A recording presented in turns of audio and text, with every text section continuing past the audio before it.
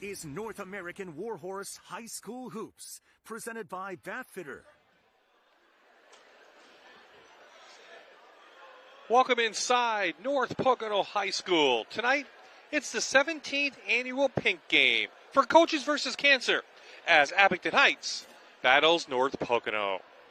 A pleasant good evening, everyone. I'm Bob Ide, and welcome to our high school hoops coverage here on MyTV WQMY. We always start the season, and tonight extra special for our Pink Game. And joining me, former University of Scranton star Taryn Melody Liuzzo. And Taryn, we've been a part of this Pink Game for the last few years, a little bit earlier this year, but still just as special. Yeah, it's always great to be here and see all of the community support for such a very important cause. And they did a great job tonight. Sam Durante's here from the Fox 56 News First at 10. She'll have some great interviews on the sidelines. But first, we have a nice program for you. Let's go down to our MC tonight, Jen Warner. Good evening, everyone.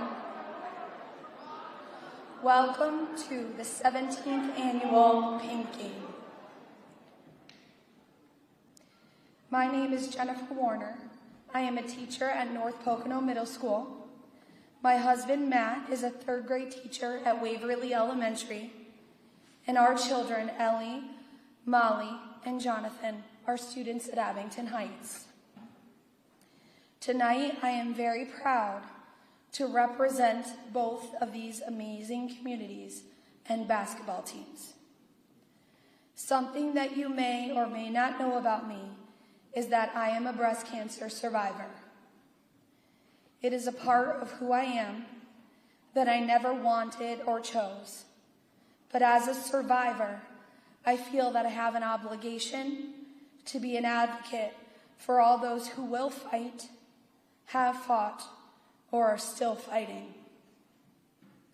I began teaching in 2007, and I can remember supporting the Pink Game for many years between these two amazing communities. This game has become a yearly tradition where our girls' basketball programs and school districts raise awareness and monetary donations to support our local communities.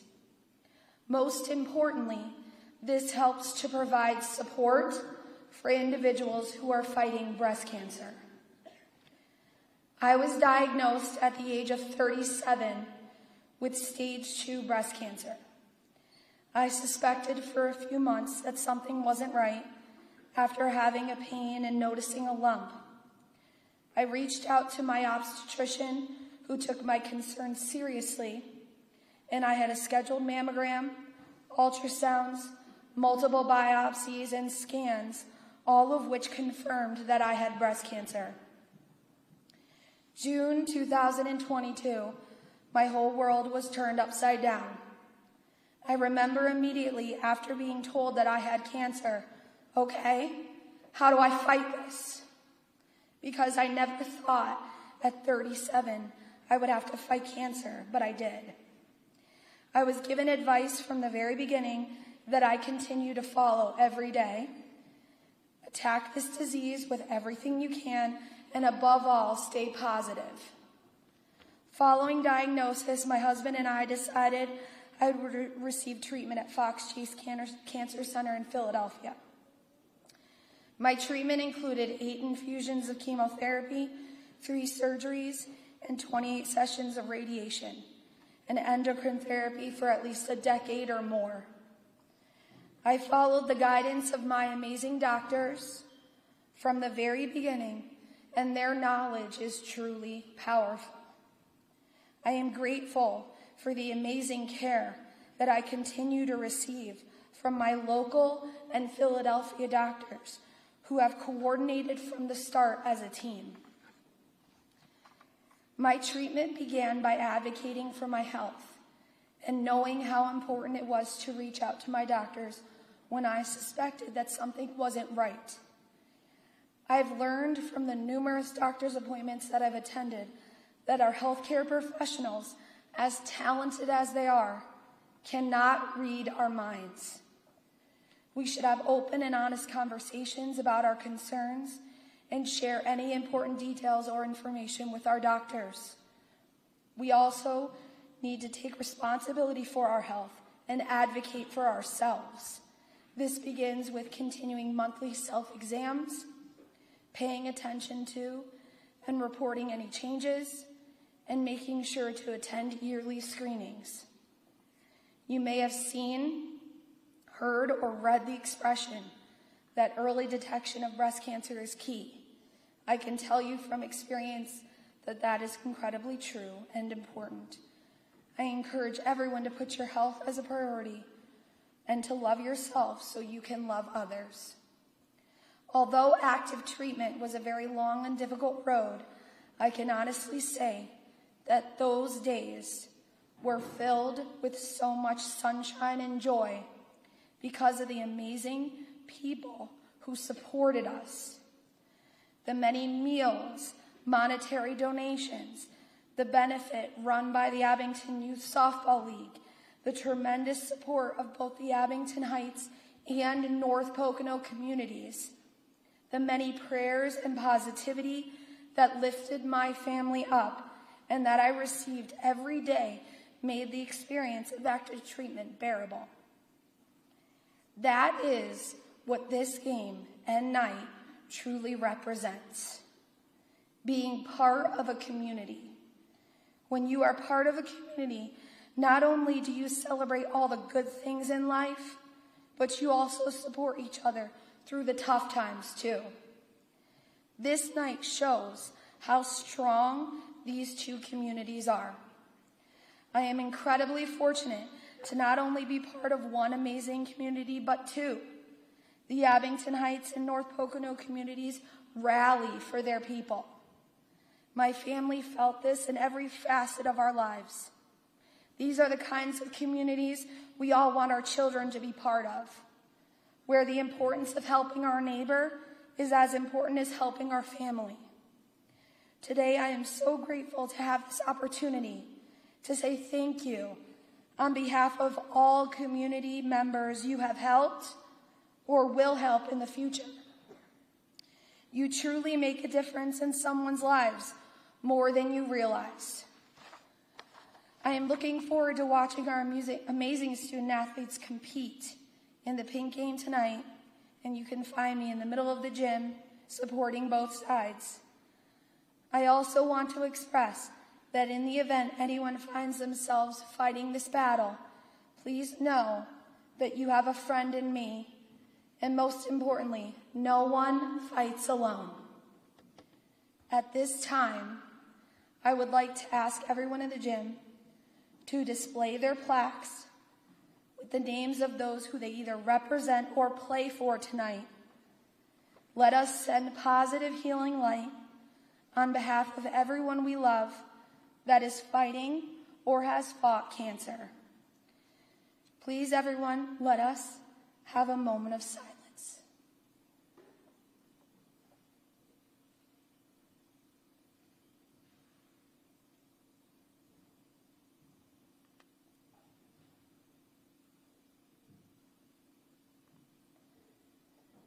Thank you. Thank you for the opportunity to speak tonight and for supporting members of your community when they need it most.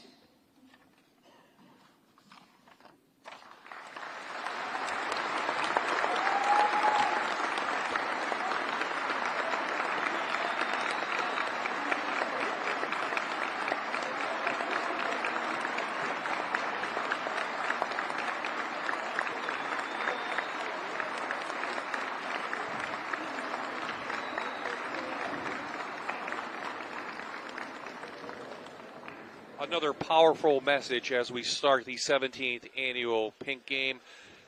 Thank you for Jen Warner for emceeing tonight and also telling us her inspirational story. We have another story, and we will start our Coaches versus Cancer NEPA coverage. To do that, we'll continue our pregame with Sam Durante down on the floor. Sam? Thanks, Bob. Yes, earlier this week we sat down with a North Pocono cancer survivor who told us her incredible survival story of having cancer.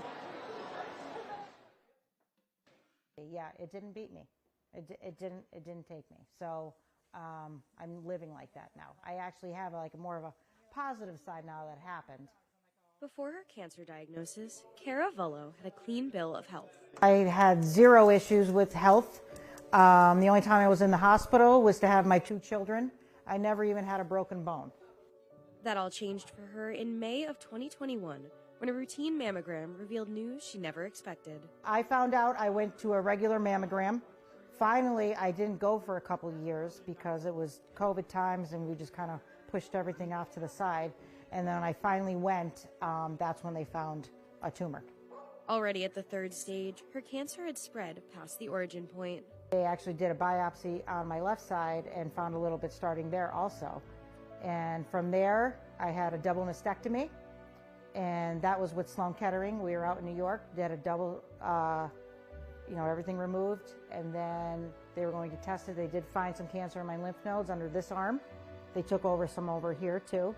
And then we got the call to go over everything, and then my oncologist decided that I do need full chemo and radiation. From the start, Vullo always planned to fight the cancer. Maybe shocked, but I feel like I didn't have too much emotion. I was just already in the mindset, all right, if this is what it is, I'm just going to move forward and take care of it. And we're going to do everything that the doctor tells us to do. And she wasn't fighting alone. We never had to worry about who's going to feed the kids, because as I'm sick as a mom and wife, I'm worried about them, who's going to take care of them. And I didn't have to worry. There was always someone dropping something off here.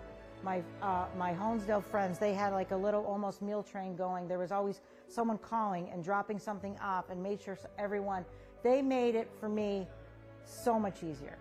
Friends and family took many of life's burdens off of her and accompanied her to her treatments. At times he took me, I had friends take me for chemo sessions. They were actually worse than I was, because they would sit there and cry. I'm like, oh my, stop crying. Everything's gonna be okay. And that positive mindset held strong during her 8 chemotherapy sessions in the New York hospital. So I went for my double. I thought it went great. I felt great. Everything was, it was now coming up to July. I felt so good, positive. We found out we have to have chemo. I still was positive about it. Like, okay, I can handle this, I could do it. Then chemo came, and it's a lot harder than I ever expected it to be. Because her breast cancer was hormone-driven, Vullo's doctors recommended her ovaries be shut down, bringing her one step closer to her once normal life. I just said, take them out. I don't need them. I already have my 2 kids, and out they went in January, and I went back to school in March. I successfully finished my chemotherapy. I'm ringing the bell. I'm all done. I went back to work. I wanted to get back. I never thought I would say that, Honesdale, that I would never thought I want to go back to work, but I really missed being at work with my friends. And now, almost 4 years later, she's returned to her clean bill of health. I feel wonderful now. It took a while. When I went back, I wasn't feeling the best still. I wasn't, now I feel wonderful. I feel good. I had neuropathy and everything after my chemo, and I was still sick, but I feel really good this year. Her advice to others, make sure you get routinely checked. You have to get checked. If I didn't get checked, mine was 3rd stage cancer. I don't know if I would be here if I just let it go. If I just thought to myself, just one more year, I can go back in one more year. It's so important to get checked. I'm here today with Matt Schaefer, a board member of Coaches vs. Cancer. Matt, so tell us, what is Coaches vs. Cancer? Well, Coaches vs. Cancer is one of the fundraising arms of the American Cancer Society here locally. It was started years ago, but locally was brought around the 2005-2006 timeframe by a friend of ours, Coach Kettle. And over the last few years, we've been able to raise over $3 million that all goes towards cancer research and cancer support. Now, games like the Pink Game are supporting Coaches vs. Cancer. What does that mean to you? How does having this game really support you guys? Yeah, I mean, you look at a game like this, basketball is important to everybody. So if you can take a disease that everyone's going to be affected by eventually, and you can make a way to bring awareness and raise funds, an environment like the Pink Game is the perfect situation to help achieve both of those goals. It's a great night, 17 years and going. And this year they made the change and switched over to the American Cancer Society, Coaches vs. Cancer, and we couldn't be happier. It fits the mission here locally. Great organization, amazing game. So I want to talk a little bit about those funds. Where do those funds go? Who do they benefit? How do they help? Yeah, so one of the nice things about this year's Pink Game is we were able to get all of the funds raised to stay local. They are restricted to breast cancer support and restricted to Northeast PA. So a couple of the things that those funds will go towards. The 10-county radius here in Northeast Pennsylvania is the largest group, the number one supporter of the Hope Lodge in the Philadelphia area. Over the last year, 4,700 nights have been spent in the Hope Lodge in Philadelphia by people from our area. So the funds from today are going to go towards supporting those people when they go to the Hope Lodge. You've also got what's called Reach to Recovery, which is a breast cancer hotline in which people can call and get the support. If they want a Zoom call, if they want a phone call, it's a great way for people that are looking for someone to talk to about their situation to get the care, to get the compassion that they need. And the last one is Road to Recovery, which is a way to get people to their appointments. Years ago with the Coaches vs. Cancer campaign, we really ramped up the Road to Recovery program. There's going to be almost 1,000 rides given to local cancer patients just so that they can get to their treatments. And the 3 of these are all going to be funded by the monies raised here at the Pink Game. Now, obviously the Pink Game isn't the only event that benefits you guys. Can you talk a little bit about the other events that benefit Coaches vs. Cancer? Yeah, so Coaches vs. Cancer, so we've gone into more of a full year campaign.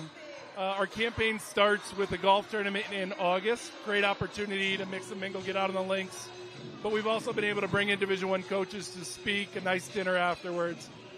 We have the Media Day, which is typically right before the tip-off to the season, hosted by our friends at Riverfront Sports.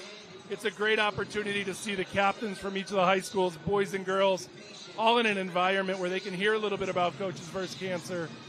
We can hear a little bit about their teams. Today is the Pink Game. I know this day will change each year a little bit, but then there's also part of Suits and Sneakers Week. Suits and Sneakers Week is the last week of January, first week of February, where each of the local schools will host their own Coaches vs. Cancer fundraising opportunity. It's a really great opportunity. We've had 3 schools that have been ranked in the top 10 across the whole country. Valley View consistently in the top, Scranton, Dunmore, Elk Lake was, I believe, the number 1 school one year. All of those funds are raised to stay here to help our local patients get treatment. And we're trying to talk about the opportunity to add one more event in the spring. Years ago, we did a black tie gala, one of those tucks and chucks type nights. It was a great opportunity. We raised a lot of money. And we're just kind of revisiting 10 years later, should we try to reintroduce that next year. Thank you so much. I appreciate your time. Again, this is Matt Schaefer. He's one of the board members of the Coaches vs. Cancer. Now we're going to go to break, but when we come back, we'll have the lineup for tonight's game.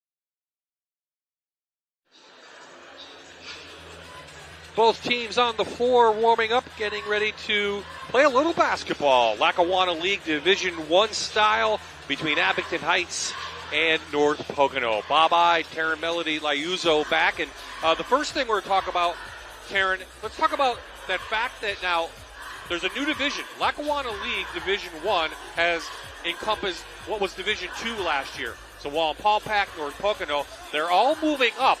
It's really hurt North Pocono a little bit because they haven't had success over the years against those, I want to say, bigger schools of Division I. But now they have to play each team twice, and they haven't fared well the first couple of weeks. How tough is it to move from Division II to Division I? Yeah, definitely a tougher schedule for them. Now they're going to face Scranton, Abington, Valley View, Scranton Prep, and to, like you said, to see them twice a season. So they're getting good experience. They're younger players. They're going to learn from all these losses and hopefully try to improve as they face them again in the season.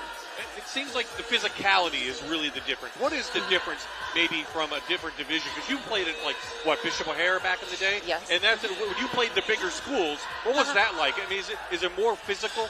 I think it's pretty consistent across each one. Team by team, it's a little different. But those teams do play fast-paced. Prep always has very good guards. Scranton's always very physical. So it's just really good competition in the division. Okay. North Pocono's a very young team. Let's turn to the Comets. They're the visitors.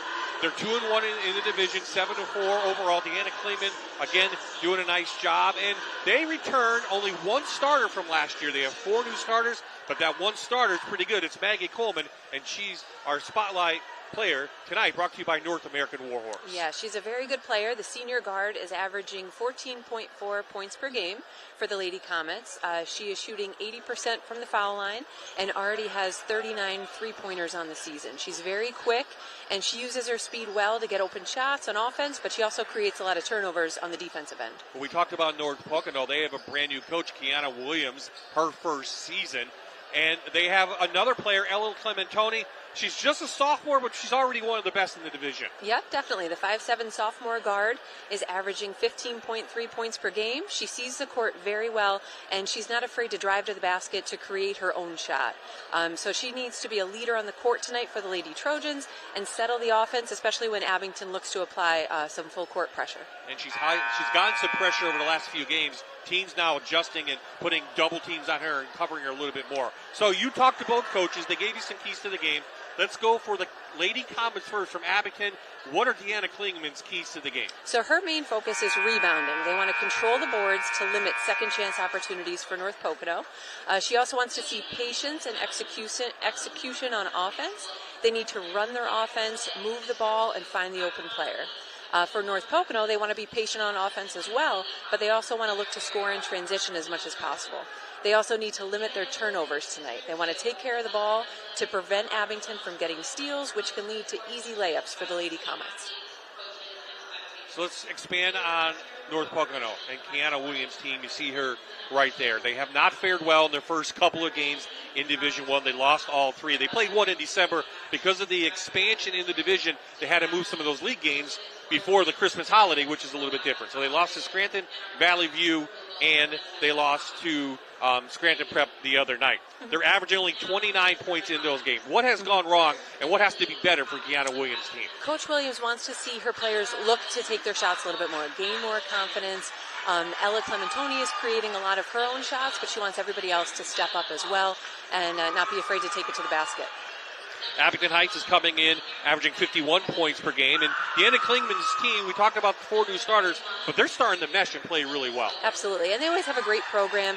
She has a great plan for them, a lot of different offenses, defenses, so it's their same system. So these kids are coming up, and they're learning it in the JV level. They step right up, and they fill in the spots immediately. Well, let's talk about those Lady Comets. Let's see their starting lineup tonight. Emma Coleman, the sophomore, Maggie's sister, she's down with a good sickness, as Deanna Klingman called it. So they'll start Abby Schneider in her place, and it's Madeline Walsh, a senior, Lily Skoblik, and Sarah Cantor, just a sophomore. So a lot of new faces for the Lady Comets. Let's go for the Lady Trojans. Well, we talked about Clementoni, and she's going to get a lot of the attention. And it's a young team, but Paige Dimmick, Cecilia DeCesar, Aaliyah Quinn, we saw her last year in this game. And Ellen Clementoni has really led this team the past couple of games, shooting from the outside for a big girl. Yeah, she has stepped up a lot, scoring her best games the past couple games. Tonight she also needs to be a presence inside in the post, try to control the rebounds, and really take it over down in the paint. Well, the starting lineups have been announced on the floor. We're going to get a chance now to get our national anthem tonight. It's going to be performed by the North Pocono High School Choir. So they're taking the floor. And we'll get to tonight's national anthem. And then we'll start the 17th annual Pink Game. Let's go down to the floor for the Star Spangled Banner.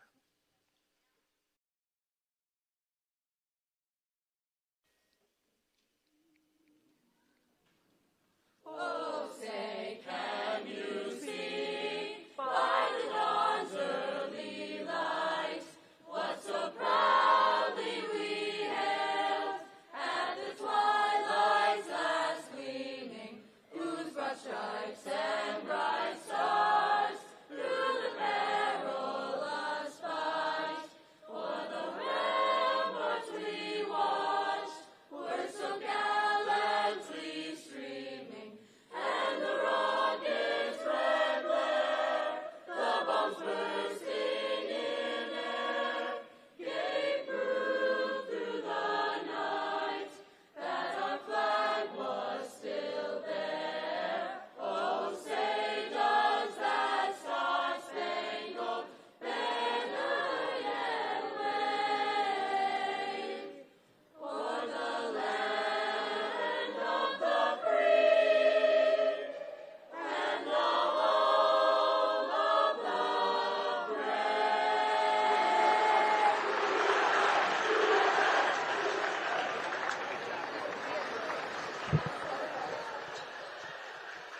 Great job by the North Pocono Choir with tonight's national anthem.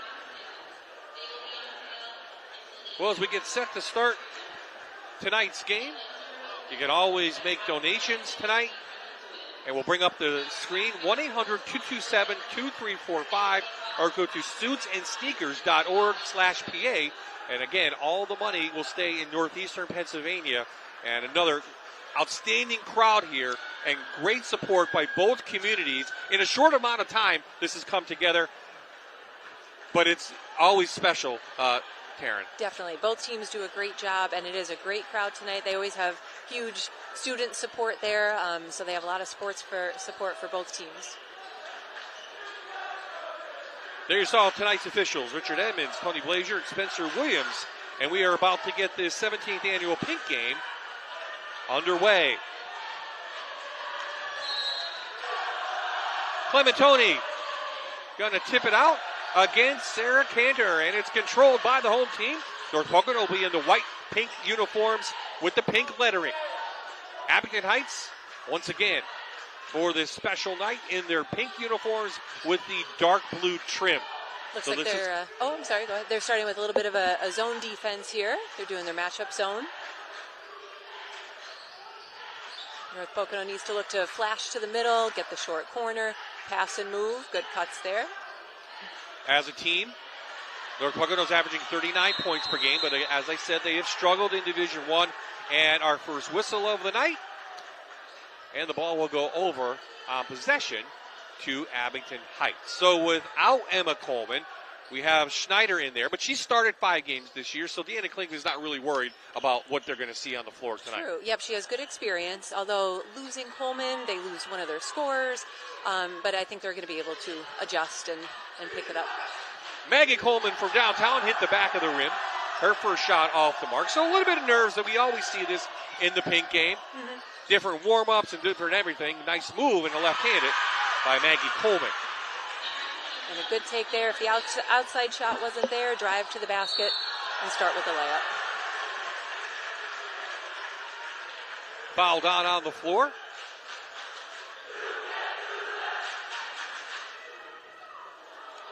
Going to go against Lily Skoblik.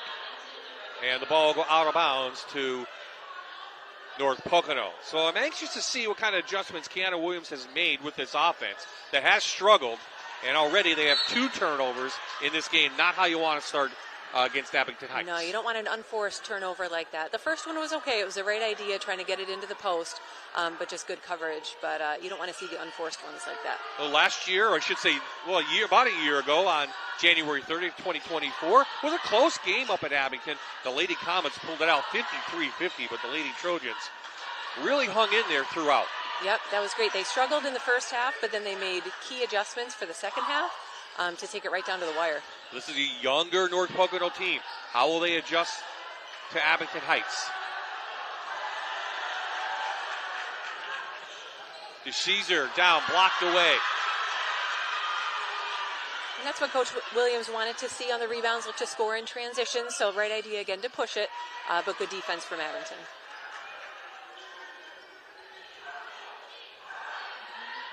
Get it back out to Madeline Walsh, the 5'6" senior. She'll run the point. She averages 11 points per game.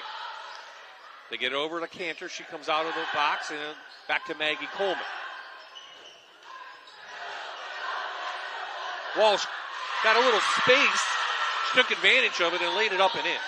Yeah, good take there. The way Abington spreads everybody out, makes the middle wide open, and it was a good drive. First shot off the mark.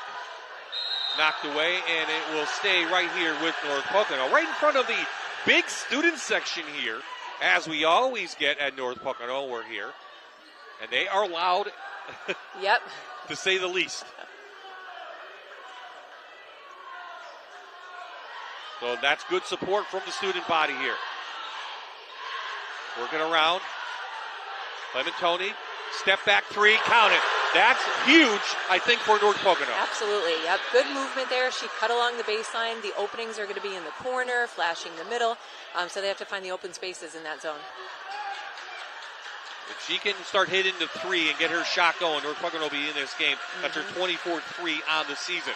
It's a 1-point game here, under 6 to play. Tough defense. Another jump ball, and we'll go over to North Pocono. So if you're not scoring, and you're a young team, you can still play defense. Absolutely. I mean, right? Even if you can't get the ball in the basket, the one thing that's always constant is what? Always hustle, always go after it. Yep. So always go after the rebounds and just play tough defense. And that's what they did there, right there. And that's what they're going to have to do. Keep this. I will think. What do you think for a score tonight for North Pocono to be in it? 30s? Yeah, they'd have to keep it low scoring. They don't want Abington to start to run it up on them at all. So low scoring is a little bit better for them. So Lady Comets in that full court press, and North Pocono does a nice job. Room, Dimmick back to the corner. Another shot for Clementoni. And 2 in a row for the sophomore. And the first lead of the night for the Lady Trojans. That's what North Pocono wants, for her, again, to hit it from the corner. Abington has to step out there and put a little pressure on her. Knocked, and it goes out of bounds. So 2 big threes from the sensational sophomore. Our spotlight player, who had 26 against Mid-Valley this year and 20 against Honesdale. But the other night against Scranton Prep, she only had 2 points. She's already ahead of that. Right down the line, Clementoni gets the foul, and she'll go to the free throw line. Yep, got it right down the middle, right to the basket. And so if they keep breaking the press like that, Abington might want to consider going back into the half court if North Pocono really starts to make a run. So 2 team fouls for North Pocono, as you saw the replay. So Clementoni goes to the line, 73% on the year, and this is the first. 36 of 50 on the year. And she can't hit both, but a big rebound. North Pocono pulls it down. Blocked, and more free throws for the Lady Trojans. Nice hustle by DeCesar. Again, yeah, great rebound, hustled right in there, and another foul on Abington. So the more they go at them and get them into foul trouble, the better it is for North Pocono. And it's 5 fouls per quarter now in high school hoops. So they're 0 for 3 from the free throw line. DeCesar, 75% on the year. She had a high this year, 10 points against Lackawanna Trail and Hazleton. Yeah, they're going to want to put these free throws in. This could make a difference at the end of the game. No, 2 misses, but another big board. 2 huge offensive boards. This by Ella Clementoni. And she'll knock it out of bounds off a Lady Comets player. Good hustle. Yeah, and that was one of the keys for Deanna Klingman and Abington. They need to box out, control the rebounds, which has been all North Pocono so far. Yeah, Abington Heights doesn't have that big girl like they've had the last few years. That's right. They don't have that big post presence in there, but they still need to box out and go aggressively to the boards. Yeah, Clementoni took a big step back. Yeah. That's going to be a travel call. Yeah, a little drag of the pivot foot there. She was excited, though. She already hit 2 from that spot. She was looking for her third. Well, so far, good hustle for North Pocono. Coming off that huge loss to Scranton Prep the other night, 63-16, and they lost 47-29 to Valley View. So a little bit different here at home for the Lady Trojans. Abington Heights coming off a nice win over Scranton, 53-42. And a big steal by Clementoni. Clementoni down the line, right down the free throw line, doesn't get the call, and it will get turned over to Abington Heights. And that was a good take again, playing with a lot of confidence, creating turnovers against Abington there, so they need to take care of the ball as well. Walsh will walk this up. Abington Heights will get into their set play. Trying to screen for Maggie Coleman.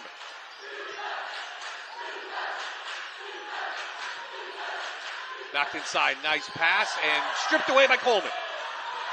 I should say Clementoni. Back to Abington, and we have a travel, and we should have our first TV timeout of the night. 3:43 left, 6-4 home team here at the 17th annual Pink Game.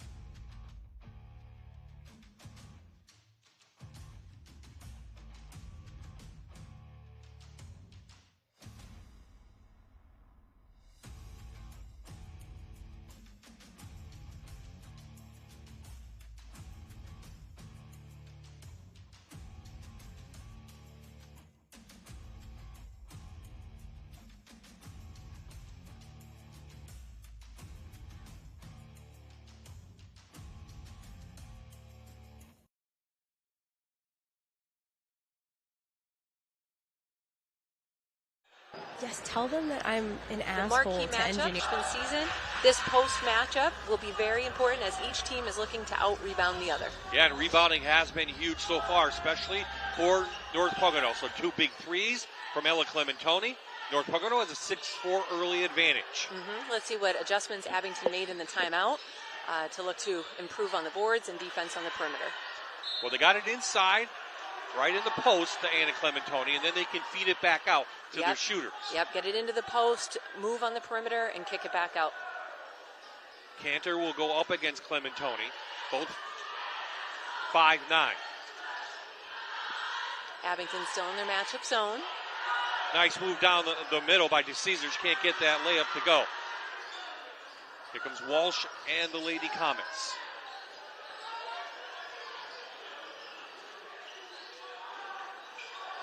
Good switching defense by North Pocono. Walsh gets the baseline. Gets blocked off. Gets her own rebound and will start again. Maggie Coleman. Pulls it back out to the senior. North Pocono definitely aware of her. They switch off and want to have good defense on Abington Heights' leading scorer. Yep, calling all the screens, staying right up in her face. They're not stepping back at all through the screens. Again, Abington spreading it out, open in the middle. So the Lady Comets have not scored in almost 6 minutes. And a deep three by Coleman, but a big offensive board from Cantor. And that's good defense to force her out there to take a shot like that. That's the kind of shots North Pocono is going to want to force Abington to take, but they have to make the most of it on the rebounds as well.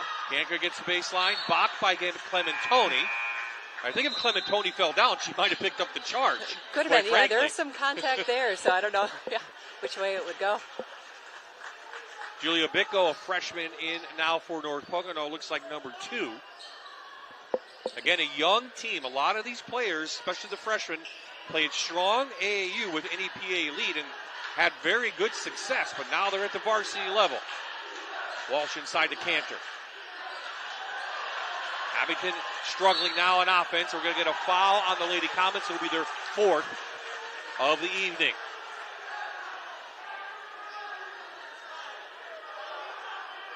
Walsh picks up her 2nd. There's a contact there. Again, another good rebound from North Pocono, and a lot of fouls for Abington Heights. We'll have more interviews throughout the night with Sam Durante as we talk about Coaches versus Cancer, NEPA. Our first game of 2 that will feature Coaches versus Cancer. And of course, this is the pink game. Anna Clementoni, and she lays it up and in. Good pass there from her sister right into the post. Good movement, and she was able to finish. Well, I saw the Valley View game, and that North Pocono team looked overwhelmed. They looked much more confident coming into tonight. Yeah, they came out with a lot of confidence, aggressive defense here. Ooh, Abington needs to see the cutters. They're open down low if they're able to see those cutters. Right now, I would say Abington's missing Emma Coleman. Yes. Walsh gets inside, and she puts it up and in for her first 2. Excuse me, she has 4. But missing Emma so far for that second score, who's going to be that person for the Lady Comets that picks up the game tonight? Yeah, we'll have to see who steps up. If Walsh could step up there. Coach Klingeman has been very pleased with how she's been playing the point, but if she needs to take a little bit more of a scoring role tonight, too. He sees her right at the free throw. Clementoni fights with Coleman. Possession arrow going to Abington Heights as we're under 35 seconds here in the first quarter.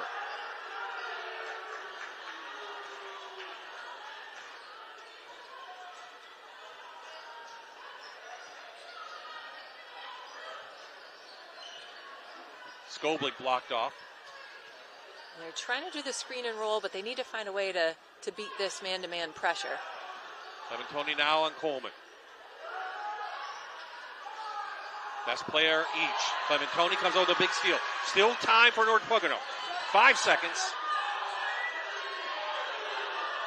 Ella down the line, lost control. Probably should have shot the 3.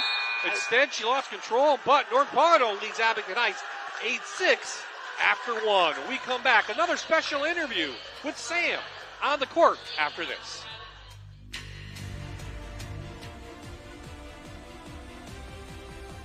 You're watching North American Warhorse High School Hoops, presented by Bathfitter on MyTV WQMY.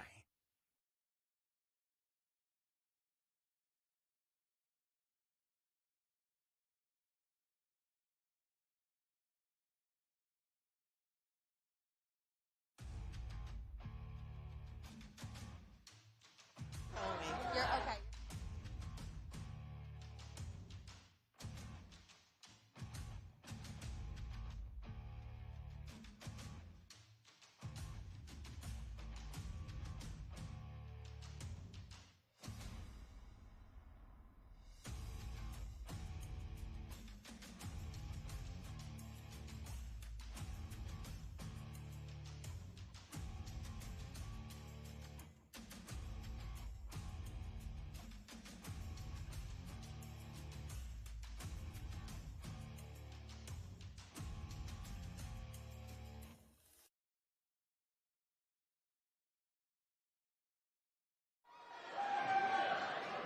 Welcome back. I'm here with Lori Clementoni and Joyce Stack, both here, a parent and a grandparent of 2 North Pocono basketball players. So I want to start off. You're a 2-time cancer survivor, so obviously pink game means a lot to you, but tell me a little bit about your story, your cancer journey. My story started when I was 44 years old. I felt a lump in my right breast. Immediately had called my doctors. Before I knew it, I had a biopsy. Mammogram, biopsy, surgery, 8 rounds of chemotherapy, 35 radiation treatments and 5 years tamoxifen, a hormonal therapy, and cancer-free. In 2022, I had another bout with cancer again, right breast. But because it was caught so early, it was stage 0. I had a double mastectomy, and everything is good.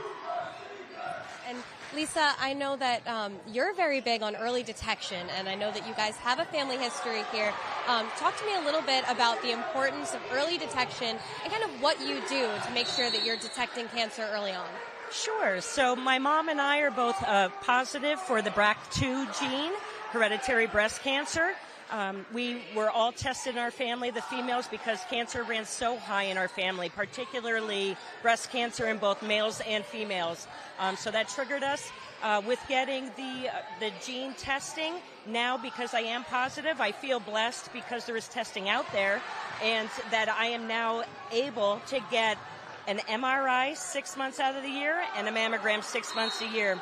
And that occurred ever since I was 30 years old, which normally isn't covered before you're 40. So with that, there's so many new technologies. AI is a big part of a lot of the screenings now. So I just feel blessed that we're living in a time where if you catch cancer early, particularly breast cancer, you can beat it. Definitely. And now, you being here, and you're healthy, and you look great, you're smiling, you're glowing. I see the two of you over here cheering. What does it mean to be healthy and cheering on your granddaughters at the pink game? It just means everything to me. I feel so blessed, and to be such a wonderful part of my grandchildren's lives and this wonderful North Pocono community. I couldn't ask for anything more. Thank you, ladies, so much. Now back to you, Bob. Thank you, ladies. And her granddaughter's playing pretty well tonight. Anna Clementoni puts 2 in, and Anna and Ella both leading the way as North Pocono builds a 6-point lead, their first and largest of the night. I should say largest, not their first. Yeah, and they're playing great tonight. They're playing with a purpose, and you could tell, that it means a lot to them. Their steals, their rebounds, they're just playing so confident and so aggressive. Yeah, they have much more energy than Abington Heights. And Abington Heights is struggling, especially with turnovers and finding their shots. Yeah, they just don't seem to be in their rhythm yet. They'll make some adjustments and get set in their offense, but it's another turnover there. Another turnover, yep.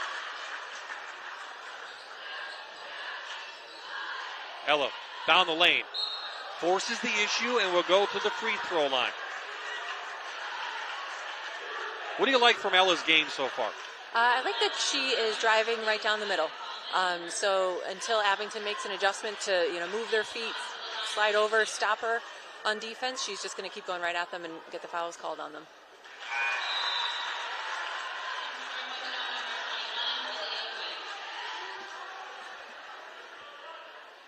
Alea Quinn back into the game for North Pocono.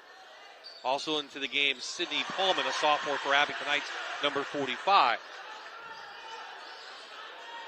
So Ella hits her first 2 free throws. She's 2 for 4 on the night, and she's the leading scorer. She has 8 points.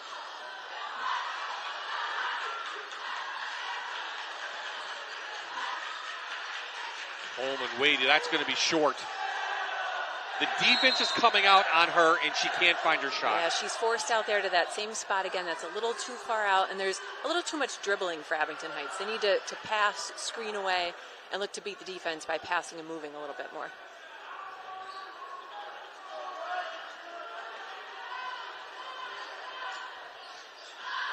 So Bicko still in number 2. Back to Ella Clementoni. Inside to her sister. Nice move. And a little fade jumper with the bank. Great take in the post. Good finish. And Good she footwork. has 6. And Coach Deanna Kleeman says, I've seen enough. I'd call timeout. And it's a big run for North Pocono. Their advantage now, 10 points. Yeah, it's a good time for a timeout. Make some adjustments. North Pocono had all the momentum there, so Abington needs to try to slow that down and play their game. In almost 11 minutes of play, Abington Heights only has 6 points. That's got to be concerning for Coach Klingman. Yeah, they're just not getting their shots. Like she said, she wanted patience, execution on offense, but they're out of their sets. They're forcing shots from a little bit too far out. So they need to look to drive, but the cutters are there. So with the aggressive man defense from North Pocono, back door is going to be open. 2 cutters were wide open in the lane. They just need to pick their head up and hit those cutters because they're open. They'll get layups if they find them. There you see Kiana Williams. She's 24 years old, her first season. She was an assistant with Scranton Prep. She played her high school ball at Mid-Valley and college ball at Lackawanna College. And she has her team motivated tonight and focused. Definitely, yeah. They're making smart passes, smart decisions. So they have a lot of energy, but they're also playing with good control. So a big timeout called by Coach Klingman. And again, we'll talk about it. Emma Coleman out, second leading scorer for the Lady Comets. She's sick. She's at home. And it's been a struggle for Abington Heights here early in the first quarter and a half, finding some offense. Yeah, they look to her for her points. She averages, close to 14, 15 points a game. She's a very smooth player, very quick, helps them on defense as well. So they need to step up and fill that void with her being sick. So back to Madeline Walsh. She'll run the point, the 5'6" senior, number 12. Pocono extends their man-to-man defense out above the three-point line. Yeah, they're pressuring all the way out. They're not letting any easy threes get off.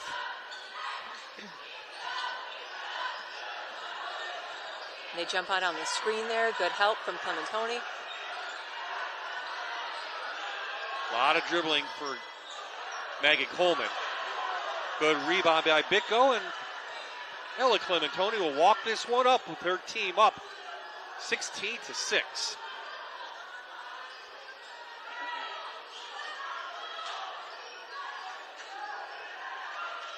Looks like they're going to work it around a little bit, not driving as much. Maybe take a little time off the clock, but they need to keep being aggressive. Step back from Ella. No good. She hit her first 2 threes. She's missed her last 2. Coleman going to push, and she'll go to the free throw line. 3:55 left. We should take our time out here, and we come back. Maggie Coleman should be taking free throws.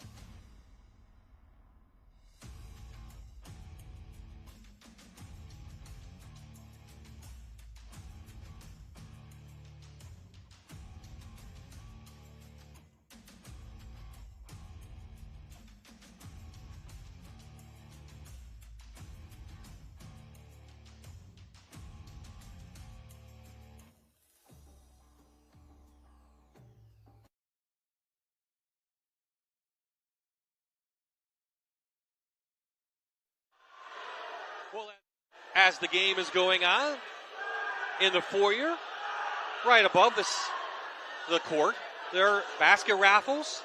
You can take pictures and you can purchase Pink Game t-shirts.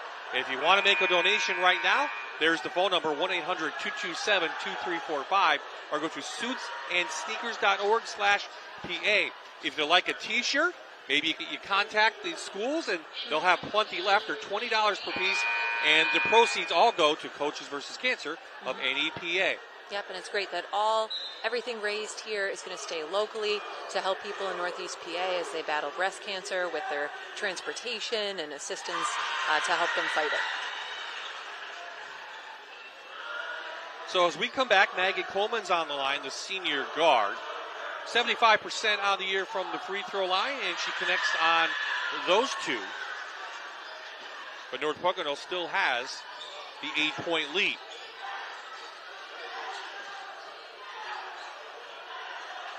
Clementoni to her sister, looking for the cut. Anna gets swarmed, and jump ball call. And Abington got a little more aggressive on defense there. Looks like they switched to a man-to-man, and they're not letting any wide open three-pointers there now. So there you can see the jump ball and aggressive defense. Yeah, Abby Schneider, the sophomore, comes in, Taryn, and North Pocono fans and Coach Williams wants a foul. No foul call. Clementoni, to me, Anna has to look quick, and there's a foul on the floor. Look a little quicker when she has the ball.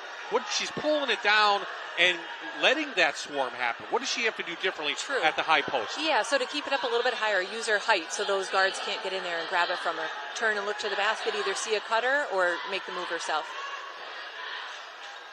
Silva picks up for the foul, North Pocono. They have 3 this quarter, just 1 for Abington Heights. So now Lady Comets looking to cut into this Lady Trojans lead. And they're going to call a travel. Good defense from North Pocono. And back into the game for the Lady Trojans comes the junior, Celia DeCesar, the 5'8" player, averaging 4.6 points per game. And Bicko, who's played nice, Julia, a freshman, takes a seat. Coming up on the 3-minute mark here of the first half. You can see their pressure here. Skoblik is all over Clementoni, even away from the ball. Her focus is all the way out here on Clementoni in the corner. Oh, great cut by DeCesar. She cuts in, and Deanna Kleeman says, I need to get number 11 Schneider out. She didn't play good defense, and she is not happy, Deanna Klingman, right off the bench, put the substitution in. Nice cut from DeCesar. And when they're playing aggressive D like that, the middle is going to be open, so North Pocono attacked it right away. Another turnover for the Lady Comets. Clementoni looking to drive once again. Cut off. She'll step back 3. Count it! Downtown Clementoni, her third 3 of the night. And the largest lead for North Pocono, 21-8. Nice confident move there right off the dribble. And had a little pressure there, but as soon as they stepped back, she was able to take it. Megan Coleman can't find her shot. Abington Heights struggling from the offense. Nice job. Little 8-footer for Walsh. She had 6.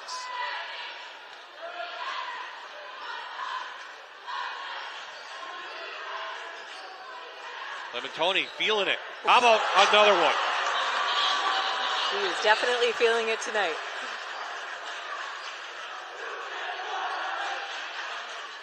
She did not play her best. She got benched the other night by Coach Williams for a little while. This is a different Ella Clementoni. Walsh in the lane. No foul call. Turnover, Abington Heights. So here's the substitution. Sydney Paulman is going to come in, as I said, for Schneider.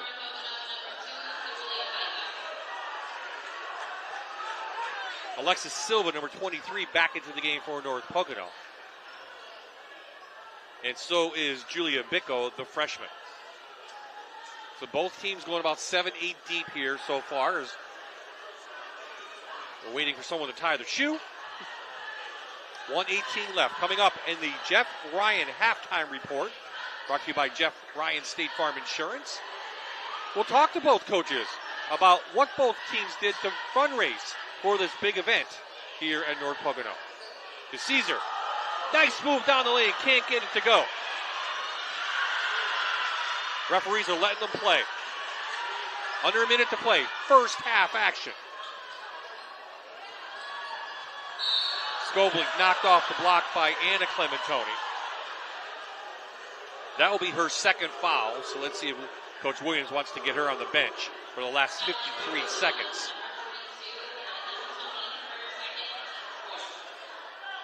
She's thinking about it. She's looking down her bench. There's the move. I'm sure Anna will now take a seat.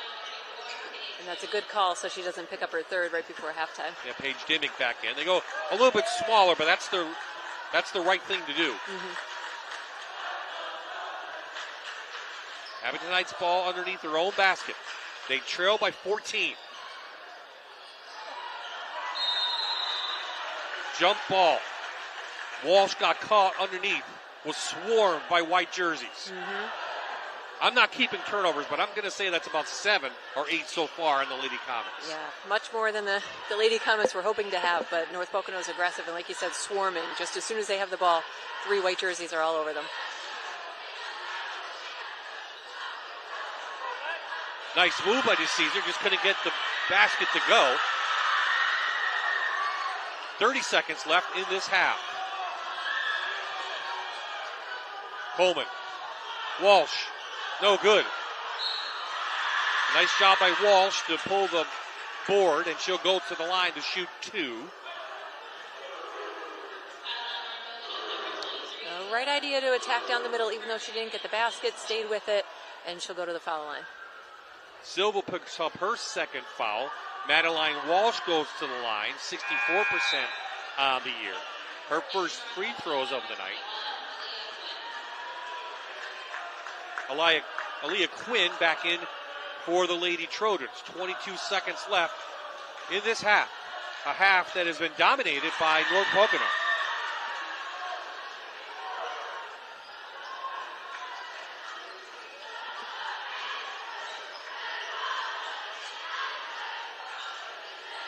Looks like they'll work it around, play for one more shot before the half.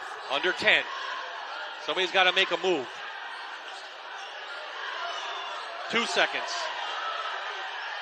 Little late for North Pocono. They weren't aware of the clock, but they will take the 24-11 halftime lead into the locker room. North Pocono has come out with focus and fire, and they lead in this Coaches versus Cancer game 24-11. And don't forget, you can make donations right now. 1-800-227-2345 or go to suitsandsneakers.org/PA. When we return with the Jeff Ryan State Farm halftime report, we'll go back down to San Durante with both teams and talk about this special night.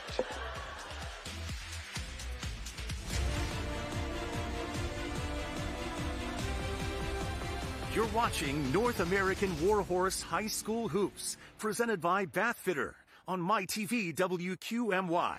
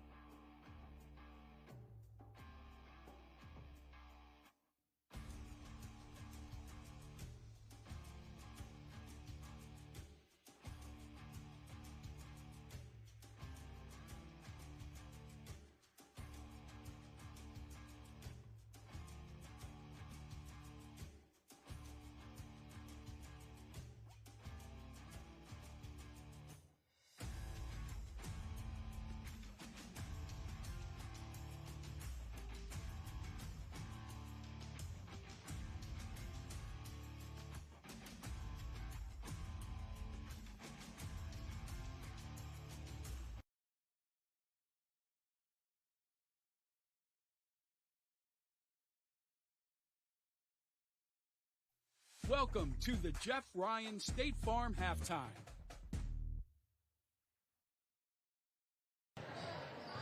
So we're here with both coaches of tonight's teams. Now we're going to start off over here. Tell me a little bit about what the Pink Game means to you. The Pink Game is a great event for both communities, North Pocono and Abington Heights. We get a chance to do something for the community, to reach out all the cancer survivors and those that have lost their lives, battling cancer. So it's just a great way to give back to our community. Absolutely. And coming over here, this is your first year coaching, and it's also your first year doing a pink game. Right. What does the pink game mean to you? I think it's just like Deanna said, bringing the community together. I think it's a really good cause. It's something that I've never done, like you said, so it's new, different, and brings us together as a team as well. And as your first year of coaching, how's that been? How's the team been? How's the interactions with the girls? It's been really fun. We've had some tough games, a new division and everything, but I think we're handling it well and we're learning from it. So that's really all we could do right now, especially having such a young team. I think we're doing the best we can with what we have right now. And now coming over here, you're a seasoned vet. How do you think this team this year has been doing compared to other years? I'm really happy with our progress. This year we put together just our toughest exhibition schedule in the last 10 years, but our chemistry is terrific. We share the ball. We're very unselfish.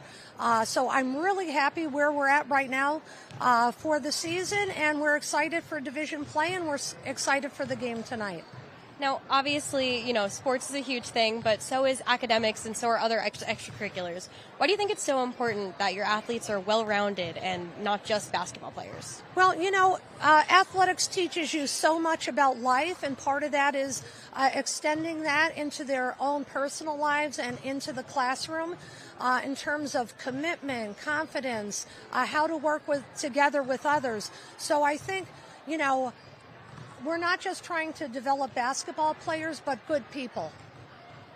100%. Now, coming over here, why do you think it's so important to have some well-rounded basketball players and students and just girls in general?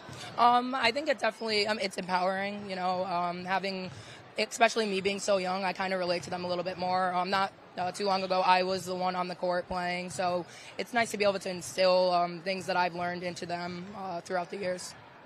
And what are the next steps? What does the rest of the season look like for you guys? Kind of just piecing together from the first half of the division, doing a little bit better with now that we know a little bit more about teams, and just getting better every single day in practice and games. Perfect. Thank you guys so much. I appreciate you taking the time and talking to me. And now to break.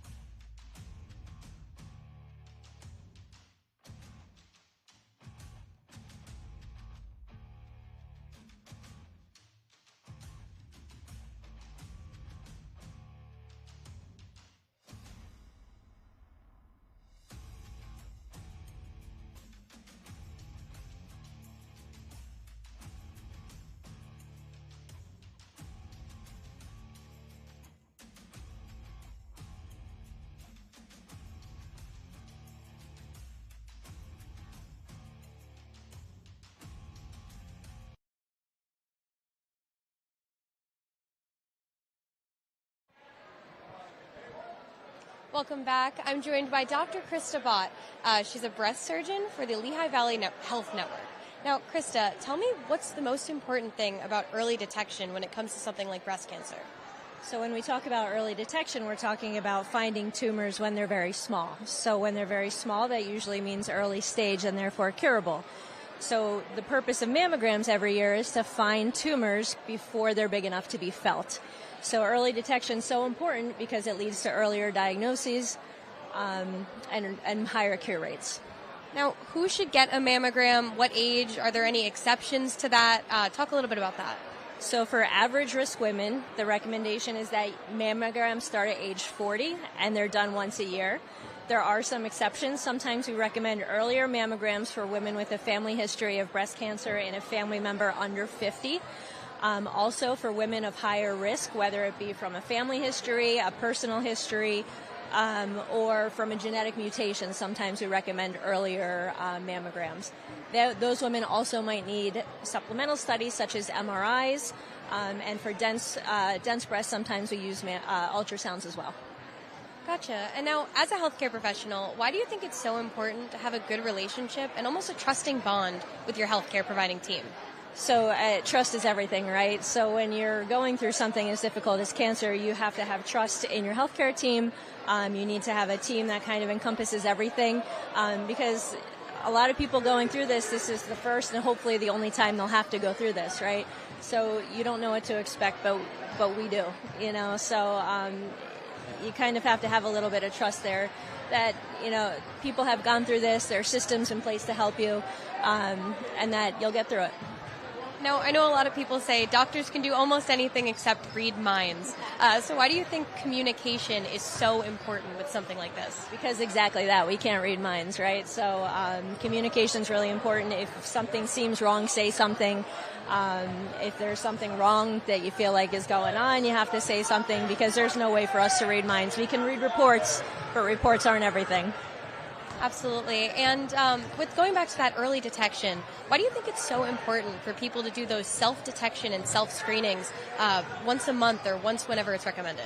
So actually the recommendation now is more for self-awareness, so know what you feel like so you know if something changes. Breast self-exams are still important, but a lot of people are lumpy by nature, so it's really important to know what everything feels like so you know if there's a change. Thank you so much. I appreciate you coming and talking to us. Now I'm going to throw it back to you, Bob. Thank you, Doctor, and thank you, Sam. And remember, you can call the phone number or go to the website to make donations. We're at the half, 24-11 the score. Bob I, Taryn Melody back up top here, enjoying what is kind of a surprise. 2015 was the last time North Pocono beat Abington Heights, and right now they're well on their way. So why don't we take a look at some first-half highlights? And really, the story of the game, I think, has been the Clementoni sisters. Definitely. But here you see Maggie Coleman, her drive to the basket, a layup there. I think that's her only points for the game so far. But there's Ella Clementoni out in the corner. Her three-point shot has been on tonight, playing with such confidence. There's another one from the same spot. They've been executing well, driving to the basket, finds her sister in the post, and a good finish there.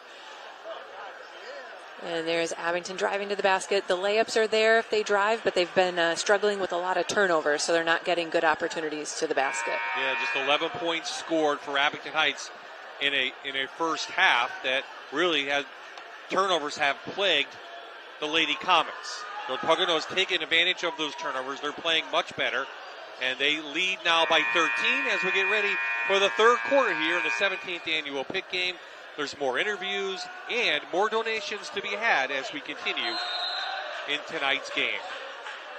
So third quarter underway. Abington Heights in the purple uniforms with the blue trim will have the ball to begin this second half. What changes do you want to see from Abington Heights, Taryn? Well, they have to take care of the ball. So they have to limit turnovers and not play out so close to half court. They have to look to drive to the basket. There's a cutter down the middle and then finish at the end. That's a good adjustment. Just the adjustment we talked about. Walsh, now the leading scorer. She has 9 points, Madeline Walsh. She's doing a great job keeping Abington in this game. Oh, nice cut again. That's the second time that North Pocono has been able to achieve that cut. What are they doing to get that open? That was a good look. A little bump screen at the one elbow and then just rolling to the basket. And it was good there. I would have liked it as soon as she caught it just to go right up to the basket. Don't even hesitate. Lady Trojans retain possession. Anna Clementoni off the mark. Cantor on her. And here comes Abington Heights. Coleman double team. And a quick whistle, and we should have another jump ball. We do, and we'll go over to the Lady Trojans. And again, as soon as she picked up the ball, two North Pocono players were there to aggressively go for that jump ball. North Pocono won the Taylor Lions tournament with a win over Lackawanna Trail, and then in the championship game, they beat Riverside 44-23. So that gave them some confidence. They lost big to Hazleton, and everyone has lost to Hazleton this year. They're 12-0 down at Hazleton. They lost 70-28. They lead the 6A District 2 points right now. Abington Heights in 5A this year. North Pocono in 4A. And Abington faced a lot of tough competition to open up their season. So they faced teams like Parkland, Liberty, West Orange. So even though if they took a couple losses there, they like to learn from it and face tough competition. They did. They won the Parkland tournament. They beat Bethlehem Freedom and Parkland to win that. So two big schools out of the Lehigh Valley.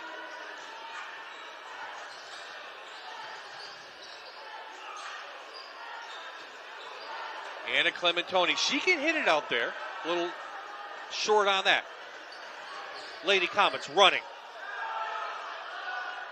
Good defense and good job getting back by North Pocono.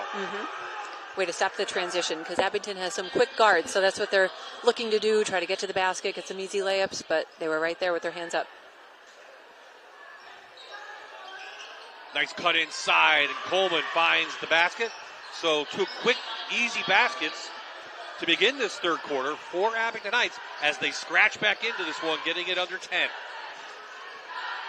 Ella Clementoni, maybe a little step there, but she's going to get the foul. She's aggressive on the baseline, and she's going to go to the line. And that is Walsh's third foul. She's the leading scorer for Abington Heights tonight, and she has 3. Clementoni goes to the line, 2 for 4 from the free throw line. Brought to you by this half by the Good Feet store. Looks like they're keeping Walsh in there so far with the 3 fouls. They definitely need her on the court.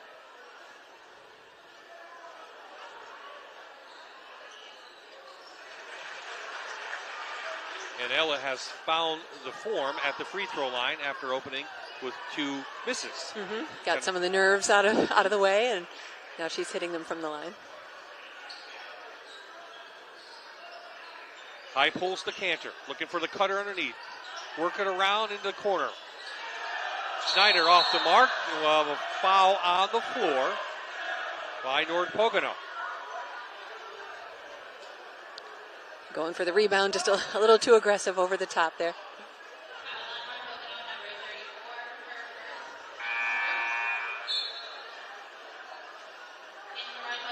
So the foul will go against Dimmick, her first, team's first of this quarter. And the freshman back in, Julia Bitko, number 2.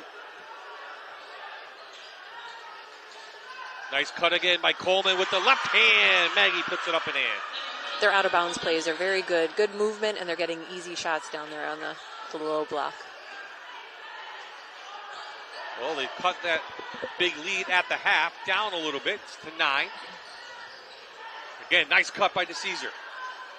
Into the paint. But Coleman held her ground nicely. Good defense in the post. I'd like to see North Pocono finish better underneath the basket. They have trouble with that so far. They're having some good opportunity. They're close to the basket, but the ones that they were finishing in the first half, they haven't gotten to go so far. And so there they are taking it in there, but a little too much contact on that one. So Cantor picks up the foul, her second. Anna Clementoni goes to the line for the first time tonight, the freshman. Misses the first. She shoots 58% on the year. She's now 10 of 18 on the year. She did have 18 points against Wilkes-Barre, her high for the season. And she misses the first. She misses her first 2. So a couple nerves from the free throw line. Well, overall, North Pocono does not shoot free throws very well, just 38% as a team. Oh, wow. So watch for that down the end of this game, That'll right? make a difference, yeah. If Abington chipping away in the lead here, it's going to get close at the end, and those foul shots are going to come back to haunt them. Coleman, count it. Maggie getting hot here in the second half. Down to 6. That's big for Abington. That's what they need. They need to get their leading scorer on the board here, and she is definitely picking it up in the third quarter. Absolutely. That's her first 3. That's her 34th 3 on the year, and it's a big one. And we're a foul on Lily Skolblick, I believe, for Abington. The third on the Lady Comets. That will be her second. Skolblick's second. Timeout on the floor, 4:26 remaining.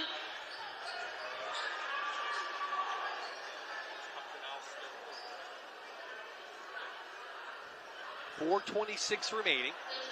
Score at the half was 24-11. So Abington Heights has outscored North Pocono 9-2. So here's what Abington had coming in. You talked about their big wins and their schedule coming in. And they have some big wins throughout the middle of so far what's going on. Yeah, they faced some good teams, tough competitions. Like you said, they won that tournament. They're very pleased with the win that they had against Scranton with their last game. They slowed it down. They had a good approach to it, and they were able to contain Scranton and come out with a win.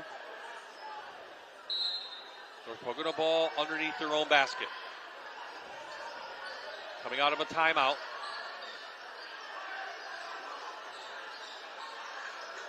Back to Clementoni in the corner.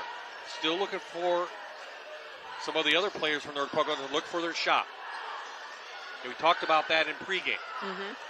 And now they're up a little high. So like we saw in the first half where Abington was out a little too far. Now North Pocono seems a little bit out of their sets, and Abington is getting the turnovers. Yeah, they're playing good defense. Abington pushing the pace. Hoop and the harm for Madeline Walsh. And just like that, Abington Heights is back in this game. There she is with a good finish right through the contact, and they're pushing it out in transition, getting those easy layups, and playing more of their style of basketball for the second half. She had 19 against Wallenpaupack. She's close to that tonight. Her first free throw of the evening. She's 64% on the year. Can cut this down to one possession. And she does. So Abington Heights has come out of the locker room. Looking like a different team. Almost looks like the semifinal last night of college football. Notre Dame looked like a different team coming out of the locker room. That's what Abington Heights looks like. Absolutely. They can tie it with the three. That should be a travel, and it is, and we'll get a timeout on the floor. Media timeout, 3:38 remaining. Abington Heights battling back, and they're in this one. The score 26-23.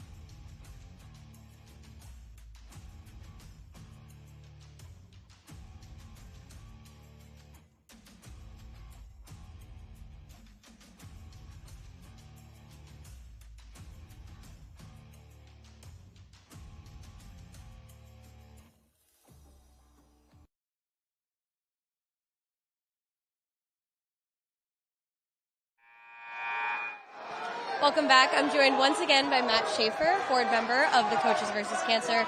Matt, the numbers are in. How much money have we raised tonight? Yeah, so they just said that tonight they're up to about $17,000.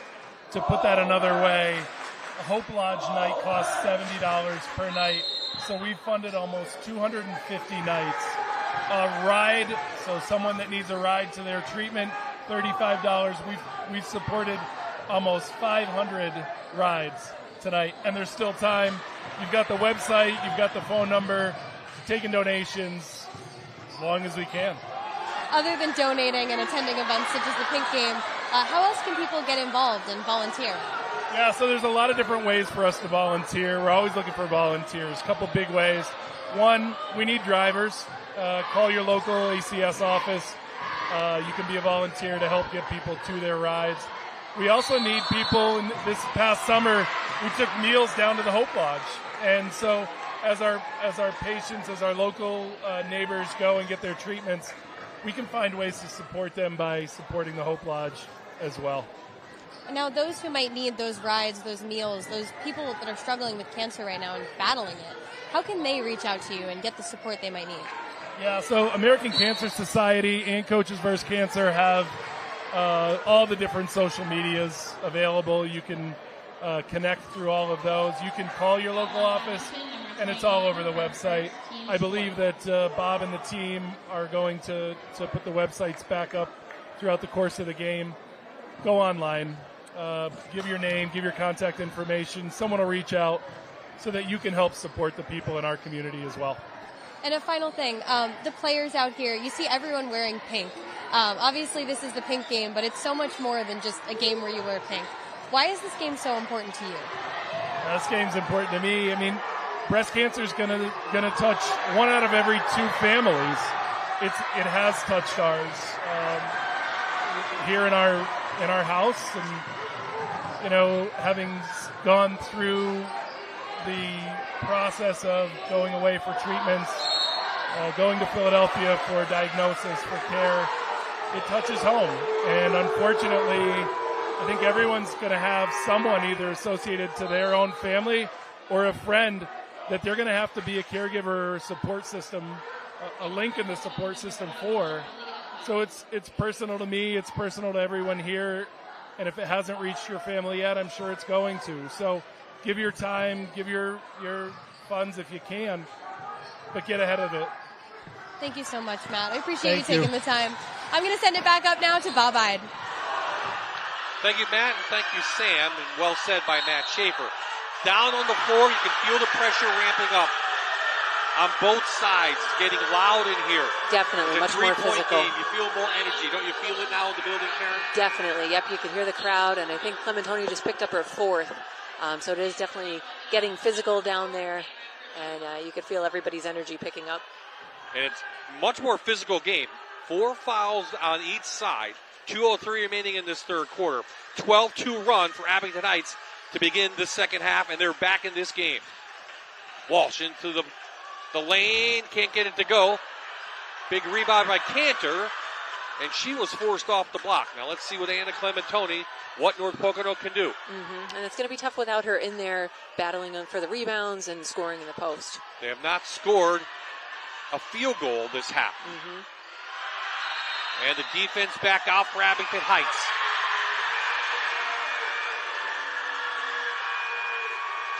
That was Schneider, who got benched a little bit towards the end of that first half, but she's come out being aggressive as well. Yeah, she made adjustments on defense, and they brought the pressure right up to half court to force that turnover.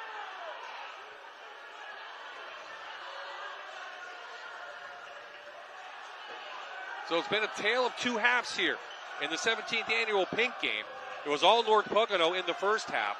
It's been all Abington Heights here in the second. Under 90 seconds to play in the third quarter. Coleman, great move. Lays it up and in. Nice little hesitation move there, and then back to her left, and it was wide open to drive along the baseline. She's into double figures, as is Madeline Walsh for Abington Heights. So Abington was looking for that second score with Emma Coleman down. They struggled in the first half, but Madeline Walsh has come right in there. She is the leading scorer for the Lady Comets. She's got 12. Clementoni rejected by Cantor. Here come the Lady Comets, looking to take the lead back. And a nice rebound from Aaliyah Quinn for North Pocono, and she was fouled. Yep, they needed the stop there. Abington was really pushing the tempo there with that block, getting the momentum down the floor, and they needed that stop. We're going to go to the free throw line. Now Anna Clementoni is 4. Madeline Walsh now is 4. And both are key for their teams, so we'll see how it plays out in the fourth quarter. Quinn going to go to the line, looking for her first points of the night from the charity stripe. And again, North Pocono struggling from the Good Feet Store free throw line. That was her first free throw of the year on the varsity level for the junior. And she makes the second.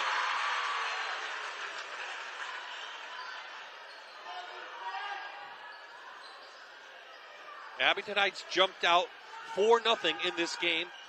Since then, it was North Pocono. But the Lady Comets have roared right back. Coleman thought about it. Blocked off. Good D by North Pocono. Inside the Pullman. Pullman breaks through 2. Hoop and the harm. She'll go to the line, and we're tied at 27.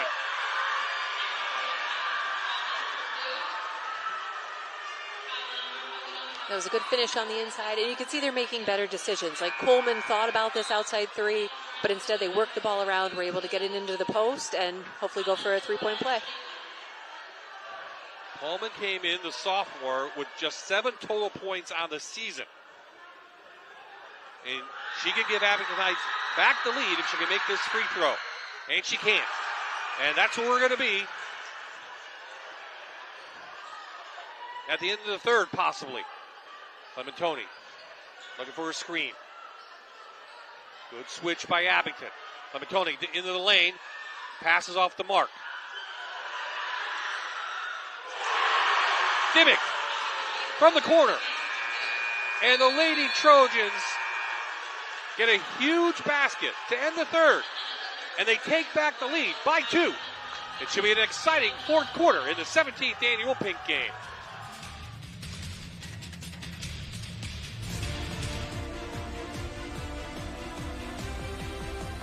You're watching North American Warhorse High School Hoops, presented by Bathfitter on MyTV WQMY.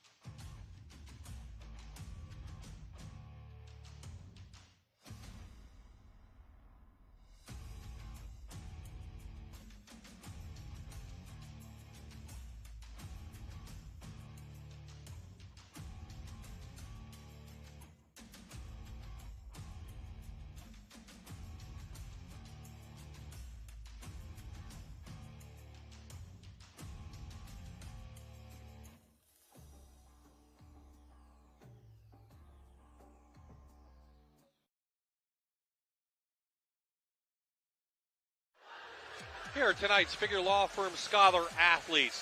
From Abington Heights, it's Lily Rossi. Lily runs track and plays soccer. She has 100.19 average.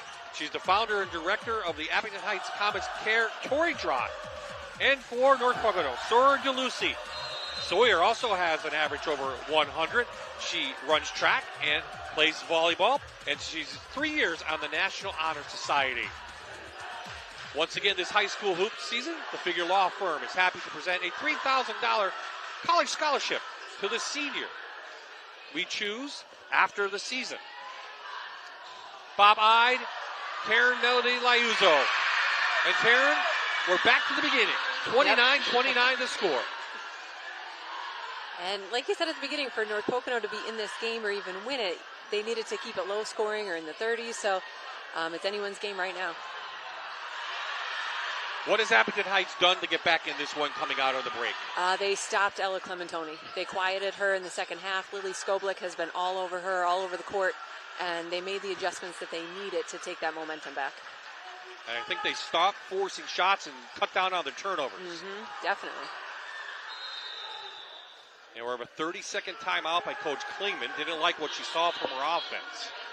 So 29-29 the score. Walsh has 4 fouls, and Anna Clementoni with 4 fouls for North Pocono.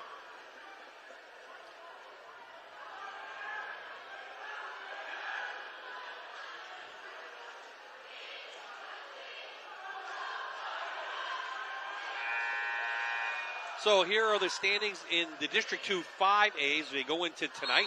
Crestwood's playing outstanding. They've already have a win over Pittston area. There you see Abington Heights and North Pocono, both in 5A this year. So I misspoke before. That's my fault. Walpole-Pack and Berwick. So a lot going on there early on in the season.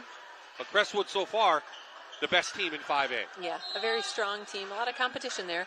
But Abington plays very well. So, you know, towards the end of the season, they always seem to improve. So they always have a chance. One final on the night in Lackawanna League Division 1. Prep remains undefeated. They beat previously undefeated Valley View 59-34 down in Scranton. So this is a Lackawanna League Division 1 matchup. 2-1 Abington, 0-3 North Pocono. We have a foul on the floor in the middle.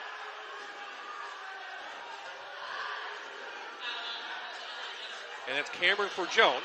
Looks like for North Pocono, who's into the game, a 5'10 freshman with Clementoni out. They had to bring a big girl in. That's her first foul.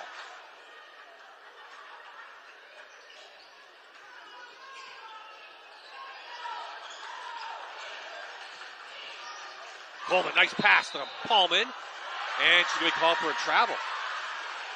It was a good look, good drive from Coleman.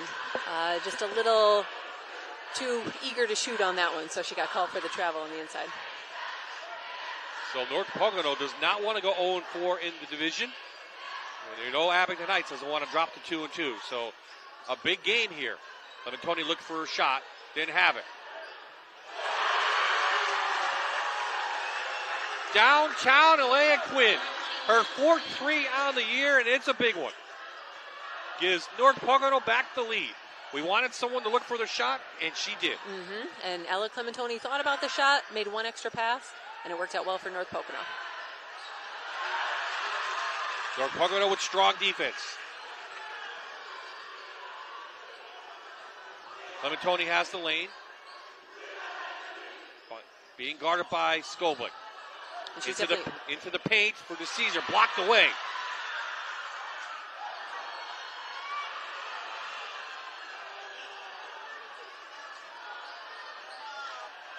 Into the corner for the tie. Count it. Abby Schneider from downtown.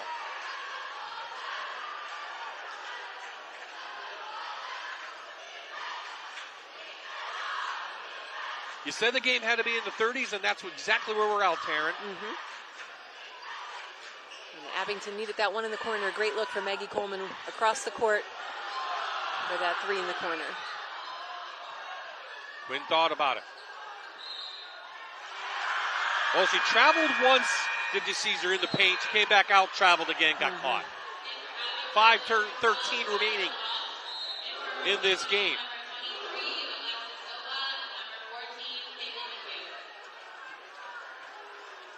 So now Coach Williams really go deep on the bench. Kaylee McHugh enters, number 14. She's a freshman. That's for the first time tonight.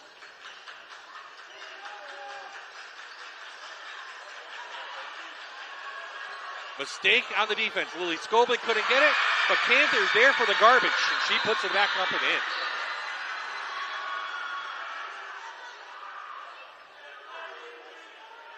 So the sophomore came in averaging 3 points per game. That's a big one right there for Cantor. That's her first 2.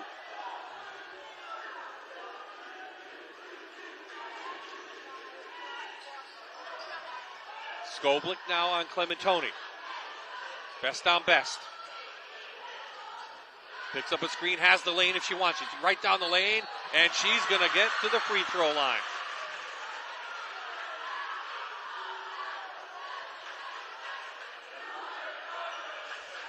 And there she is with the drive, a good take, and get to the foul line. And these are going to be very important to knock these down as it gets to the end of the game.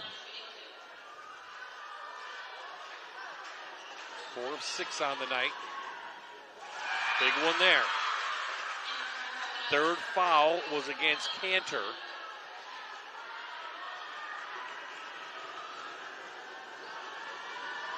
Both teams have 1 foul on the scoreboard. Clementoni for the tie. Gets the home roll. And we're tied up once again. So we were tied at 27, we were tied at 29, now we're at 32, and now we're tied at 34.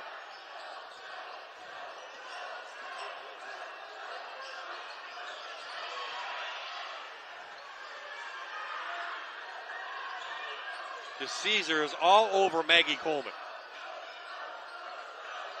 Walsh in the lane. I think he's going to call for a travel, and she did. Took 1 extra step. Yeah, a lot of traveling turnovers here.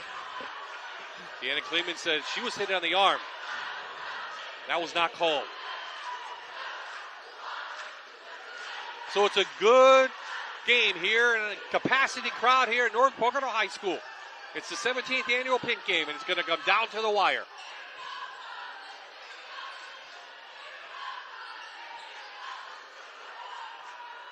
If you coach Williams, when do you put Anna Clementoni back in after the break? She's back in there now. Oh, thank you. Yep. You have great eyes, Taryn. I am getting old. There she goes. But she's being hounded by Cantor, who has 3 fouls herself. Q, back out to Clementoni. She'll shoot from out there. So will her sister. In and out. What a rebound. Great job by Kylie McHugh, the freshman. Johnny on the spot.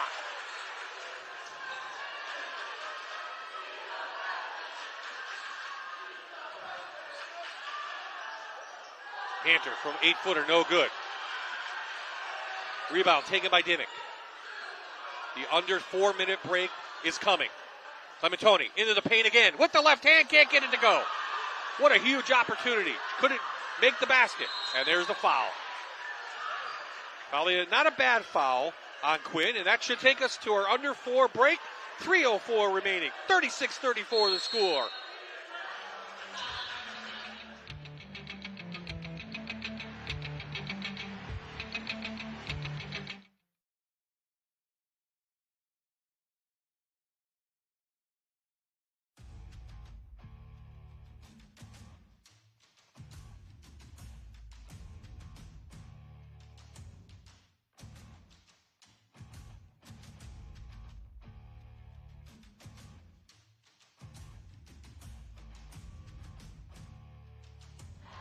Farrell.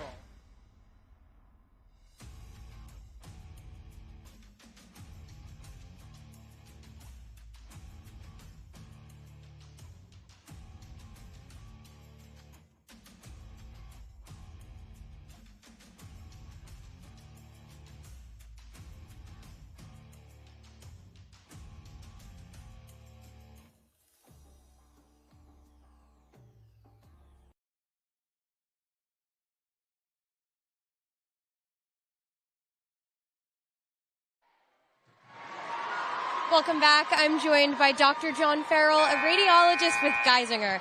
Now, Dr. Farrell, today is all about breast cancer. You mentioned before that there were a few different types of breast cancer. Can you expand a little bit on that and their risks? Sure. The most common type of breast cancer is a ductal breast cancer, which is a breast cancer that comes from the milk ducts of the breast. That's about 80% of breast cancers that occur worldwide. Breast cancer is a very common disease that occurs at about 1 in every 8 women. So it's a very common disease among women around the world. And I know it doesn't just occur around women, and I know there's a big misconception that men can't get breast cancer. Can you expand a little bit on that misconception? Sure, yeah. A very small percentage, about 2% of all breast cancers are male breast cancers. So we don't talk about male breast cancer as much as we should, but it certainly should be included when we talk about detection and also just awareness of the disease and how common it is. When it comes to detection for males, how does that look? What does that look like? It's mostly from self-examination. We don't routinely screen males for breast cancer unless they have a known genetic risk factor. So for men, it's typically a self-breast exam or a clinical breast exam by their doctor, and then bringing that to the attention of the radiologist. We do mammograms on men and ultrasounds and biopsies if necessary. I know a big topic tonight has been about that early detection. What do you stress most importantly about early detection in men and women? So for a woman of average risk for breast cancer, she should get a 3D mammogram every year as of age 40. And for a woman who has a high risk of breast cancer, a woman who has a parent or a sibling or an aunt with breast cancer, they may need to be screened before the age of 40. So it's very important to talk to your doctor every year about your family history to know exactly when you should be screened. Thank you so much, Doctor. I appreciate your time. Now back to you, Bob. We want to thank all of our special guests tonight, and thank Sam Durante from the Fox 56 News First and 10 for doing all those fantastic interviews here at the 17th annual Pink Game. We want to thank all of our special guests, and make sure you call, make sure you make a donation. We'll put the number on the screen one more time. There's everything you can do to help against cancer. Every donation will do its part, right, Taryn? Absolutely, and it's making such a big difference right here in the area to know that it helps the families that are battling breast cancer right here. Again, almost $17,000 raised and still counting here at the Pink Game.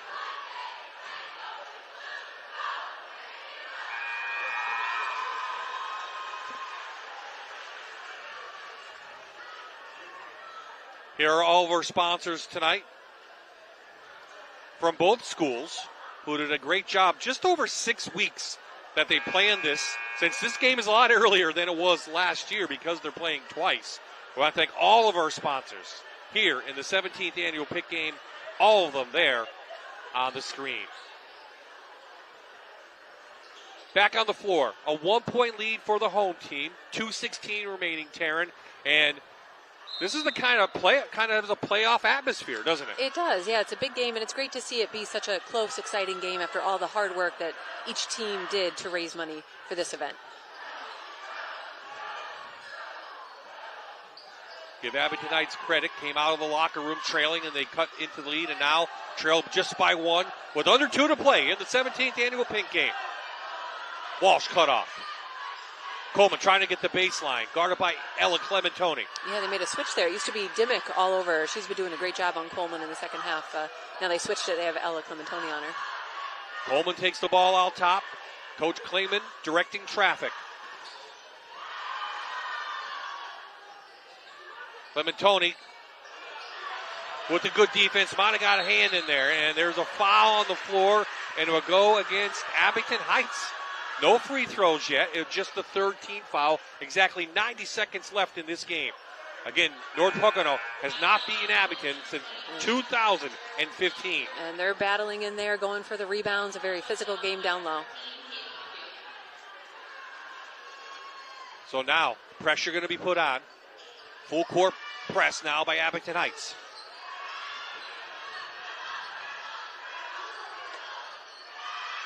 Quinn over to Ella Clementoni. Remember, no shot clock in high school hoops.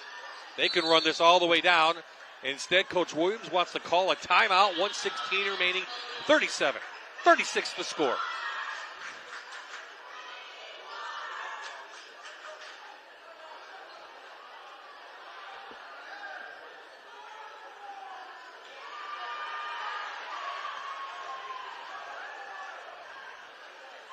Well, this is one of 7 games we'll hear on MyTV WQMY for high school hoops.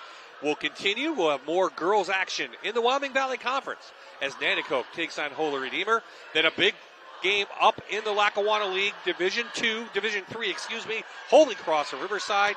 And our second Coaches versus Cancer of NEPA game will be at Valley View as Wallen-Paulpack takes on the Cougars, and they always have a special program up in the Den. Okay, Coach Williams, what are you telling your young team? To stay poised, take care of the ball, but they have to get it in Ella Clementoni's hands. Look to get screens to get her moving and open without the ball so she could just catch it in rhythm and look to shoot. 3 fouls on Abington, 2 on North Pocono. You need 5 to go to the line. And if Abington wants to start sending North Pocono to the line, they'll have to commit a couple fouls first. Again, North Pocono, as a team, shooting just 38% on the season. Quinn has it up front.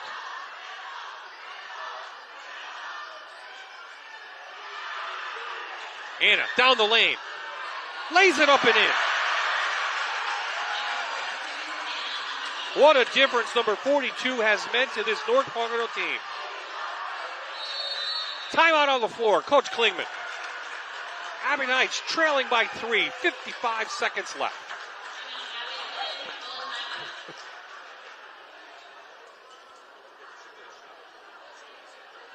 Okay, North Pocono upcoming. It's not going to get any easier. They're at Scranton. Scranton again. Chrissy Jakulinski leading the way. Valley View, first loss of the season tonight. Then Del Val. We talked about how tough this division is, and North Pocono is going to experience firsthand. Absolutely, yeah. Tough games coming up. It's not going to get any easier throughout that whole schedule. But like you see, they're stepping up against the good teams tonight. They're building confidence, and so they're going to step up when they need to in each of those games. Well, as always occurs here at North Pocono, a huge student section following. Looks like the entire student body's here with their pink on. We even have Banana up there. We have some superheroes. And I want to thank all the students for coming out and supporting tonight. Just by coming out here, that's a huge thing Just being here to support the event and support their team. They've given them a lot of energy and confidence to be in this game and play as well as they have been playing. So right, they're feeding off that. You can feel Definitely. that here in this gymnasium. Oh yeah, as a player, it's always great when the gym is packed and you feel the support of the crowd. So did I miss a foul or something? There is the number to call if you want to make your donation. Abington Heights ball. Coach Kleeman called the timeout. Let's see what she drew up. You don't need a 3 yet. Coleman thought about it. North Pocono's going to get on her quick. Into the lane. Cantor held. She'll go to the line for 2. And like you said, you don't need the 3 yet. Just go to the basket, put these in. There she is going strong, getting a foul.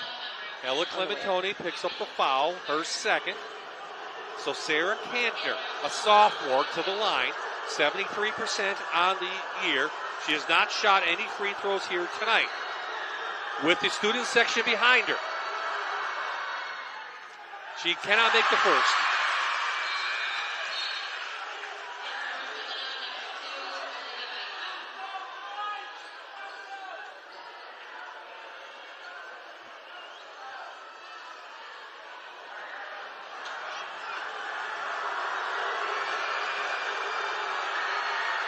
And the second goes up and in.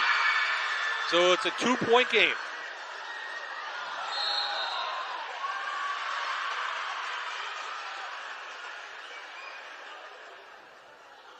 And there's the first foul for Abington Heights.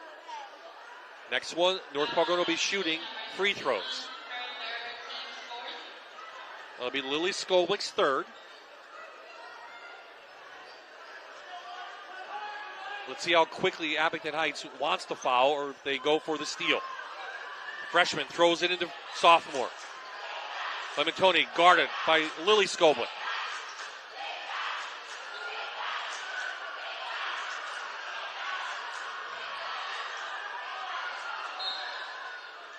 That was a quick foul. 22 seconds left.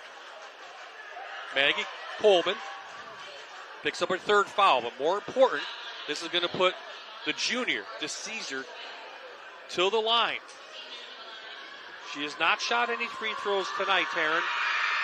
75% on the year, and that's a big one. Mm-hmm. Like you said, they have a low shooting percentage from the free throw line overall, but if North Pocono is going to put someone on the line, 75% is a good one to put there. Now, this is a huge one because this will be 2 possessions if she makes this. And she does. 2 huge free throws from the junior. A 4-point lead for North Pocono. Looking for their first win over Abington Heights since 2015. 3 white jerseys on the floor, and they tie it up, and the possession arrow goes over to North Pocono with 12 seconds left.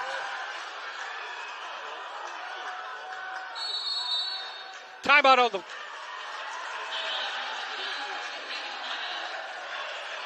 the floor, Coach Williams.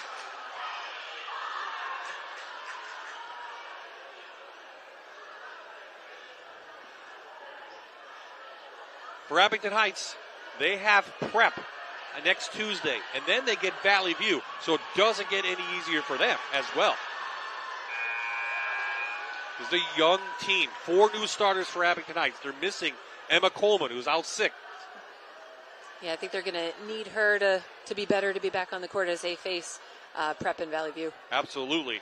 Madeline Walsh has done a great job. She's the leading scorer with 14. Maggie Coleman really picked things up in the second half, but has not scored in the fourth quarter. She has 11. But our players of the game will be the Clementoni sisters if the Lady Trojans can hang on here. Ella Clementoni has 18 points. Anna Clementoni has 9 points.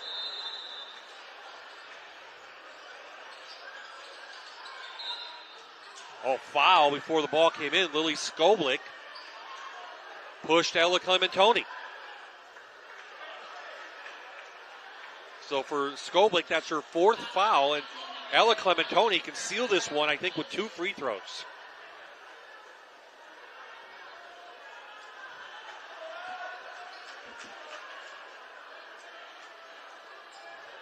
What has impressed you with North Pocono here tonight, Taryn?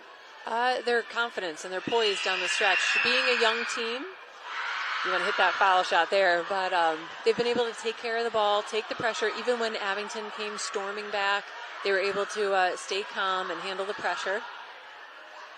Yeah, they lost the other night, folks. Let me tell you, 63-16 to Scranton Prep, and they lost 47-29 against Valley View. So for North Pocono to come out against a very good Abington Heights team and play like this is a testament to Coach Williams and what she's producing here and the program here with North Pocono, now in Division I.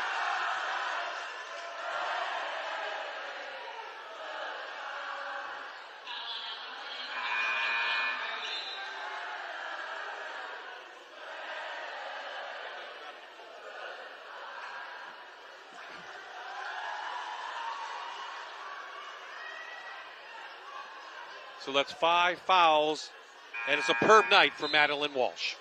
She did a great job. She did all she could. She stepped up as a scorer. She hustled on defense and tried to keep them in it. She did a great job trying to fill in for missing Coleman's points. So Paige Dimmick to the line. She has 2 points on the night.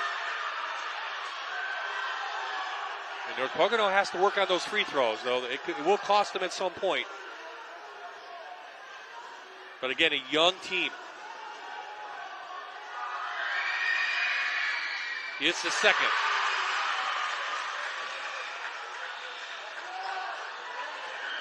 Coleman from deep, and that will do it. North Pocono pulls up the offset in the 17th annual Pink Game. 43-37, their first win over Abington Heights in 9 seasons.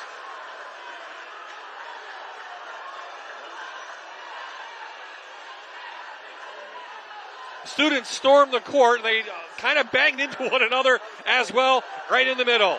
When we come back, we'll talk to the victors. We'll talk to the winning coach. A big night here in North Pocono for the 17th annual Pink Game. Money raised for Coaches vs. Cancer of NEPA and a big win from the home team. We'll be right back.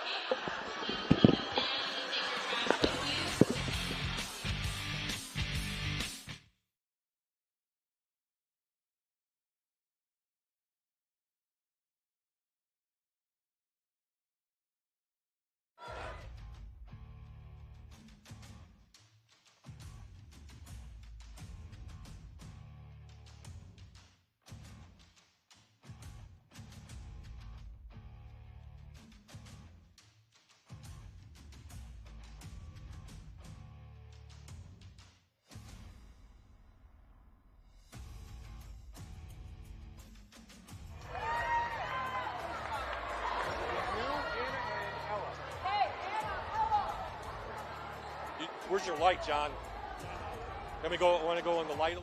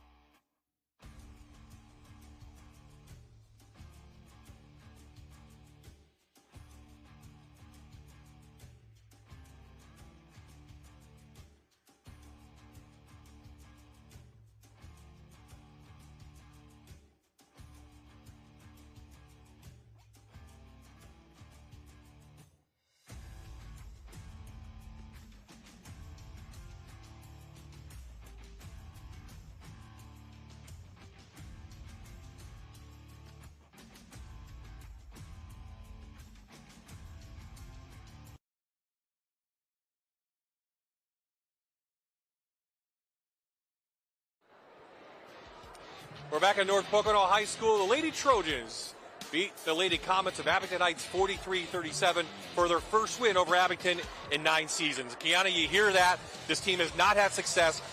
But first, what did you tell your team? The last 2 games you did not play well. It was a different team here tonight. Yeah, so, we came back in the gym, we let those games go, we worked on what we needed to work on, and we knew that this game was not only big because it's Coaches versus Cancer, not only big because it's the first time we won in 9 years, but big because we needed it for our confidence and for our team to be able to move forward and let those past games go. They executed the game plan exactly how they needed to. They didn't give up, and they were strong mentally and physically, and that's why we came out with the win today. How proud are you of this young team? I'm extremely proud of them. Like you said, they're a really young team. Abington's a great team. They're well coached, and it was a hard game. Young team. They had never experienced this before. So for them to come out and get it done it's amazing. And a great student section. You fed off that energy, didn't you? Yes, definitely. Definitely having our support in the gym. You feel the energy. You want to win for the people in the gym. You want to do it for the community, and especially because the game was such a great cause. So, yeah, we got it done. It doesn't hurt if you have these two girls, too, playing, right? Or two players of the game, the Clementoni sisters. Anna, first of all, what was the difference between tonight and the last two games? The last two games we struggled really hard, but at practice we worked very, very hard and came back, and we just worked very good. What do you think the difference was for you guys tonight? Well, like I said, we worked hard at practice, and we just, the student section was great, so we just had a lot of energy. You did not experience this game before. You're a freshman. You've seen it from the stands. What was it like playing in the pink game and feeling the energy? It was awesome. Way more better than the stands. Because last year I just lost my sister, but yeah, it was great. Okay, let's bring your sister in. You guys can switch. Ella, you've experienced this before. What does it mean to this team to beat Abington for the first time in 9 seasons? Yeah, it means a lot. We struggled the past couple of years trying to beat them, but we really came together and battled back in the end, so I'm really happy. You guys came out on fire in that first half. How did that happen? What did you do different than the last two games? We were so ready in the beginning of the game. We were so excited for this game all week, and we practiced so hard, so we were very prepared. And how about your sister? She's been playing very well, hasn't she? Yeah, she's really stepped up. As a freshman, she's doing really well. She's super strong in the post, and she can make shots, so she's doing really well. We got to get the student section out more often for you, right? Tell. What do you want to see from your student section next time? Tell them. That same energy. Yeah, that same energy, right? You can help this team. Congratulations, girls. And a big win. We're going to bring in Taryn right now to wrap things up. Congratulations, Coach. Thank you. And we'll see you soon, next year, definitely in the pink game. Thank you so much. Thank you. Let's bring in Taryn here to wrap things up. And a big win here for North Pocono. But Abington Heights, again, missing Emma Coleman. That was huge tonight. And I think that may have played a lot in the way this game turned out. Definitely. So it was a different approach for them. Even though they had a really tough first half, they battled in the second half. They made it a really close game at the end. Just didn't go their way at the end. Again, they have 4 new starters as well. I think people forget about that because it's Abington Heights. North Pocono, though, give them all the credit. Yeah, they had a great first half. They came out with intensity.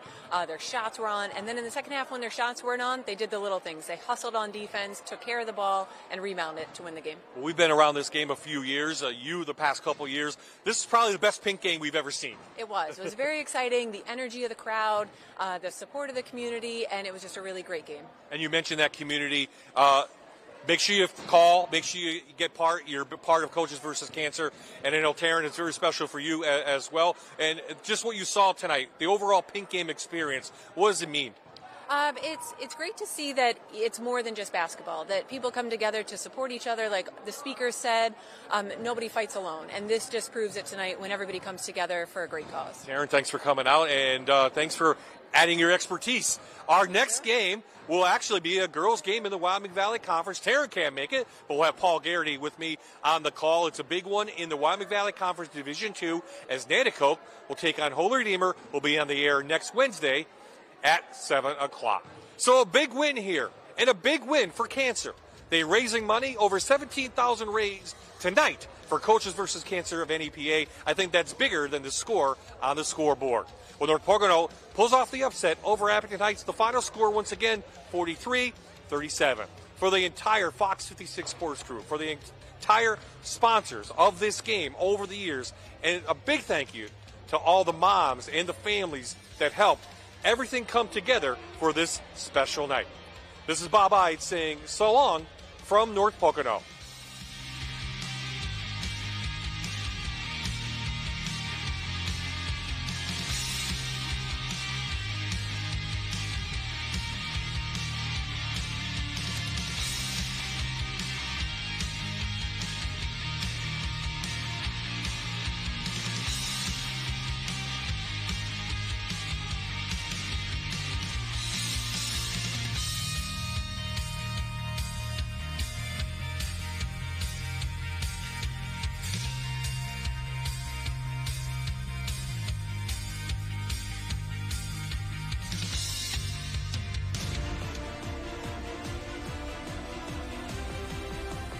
You're watching North American Warhorse High School Hoops, presented by Bathfitter on MyTV WQMY.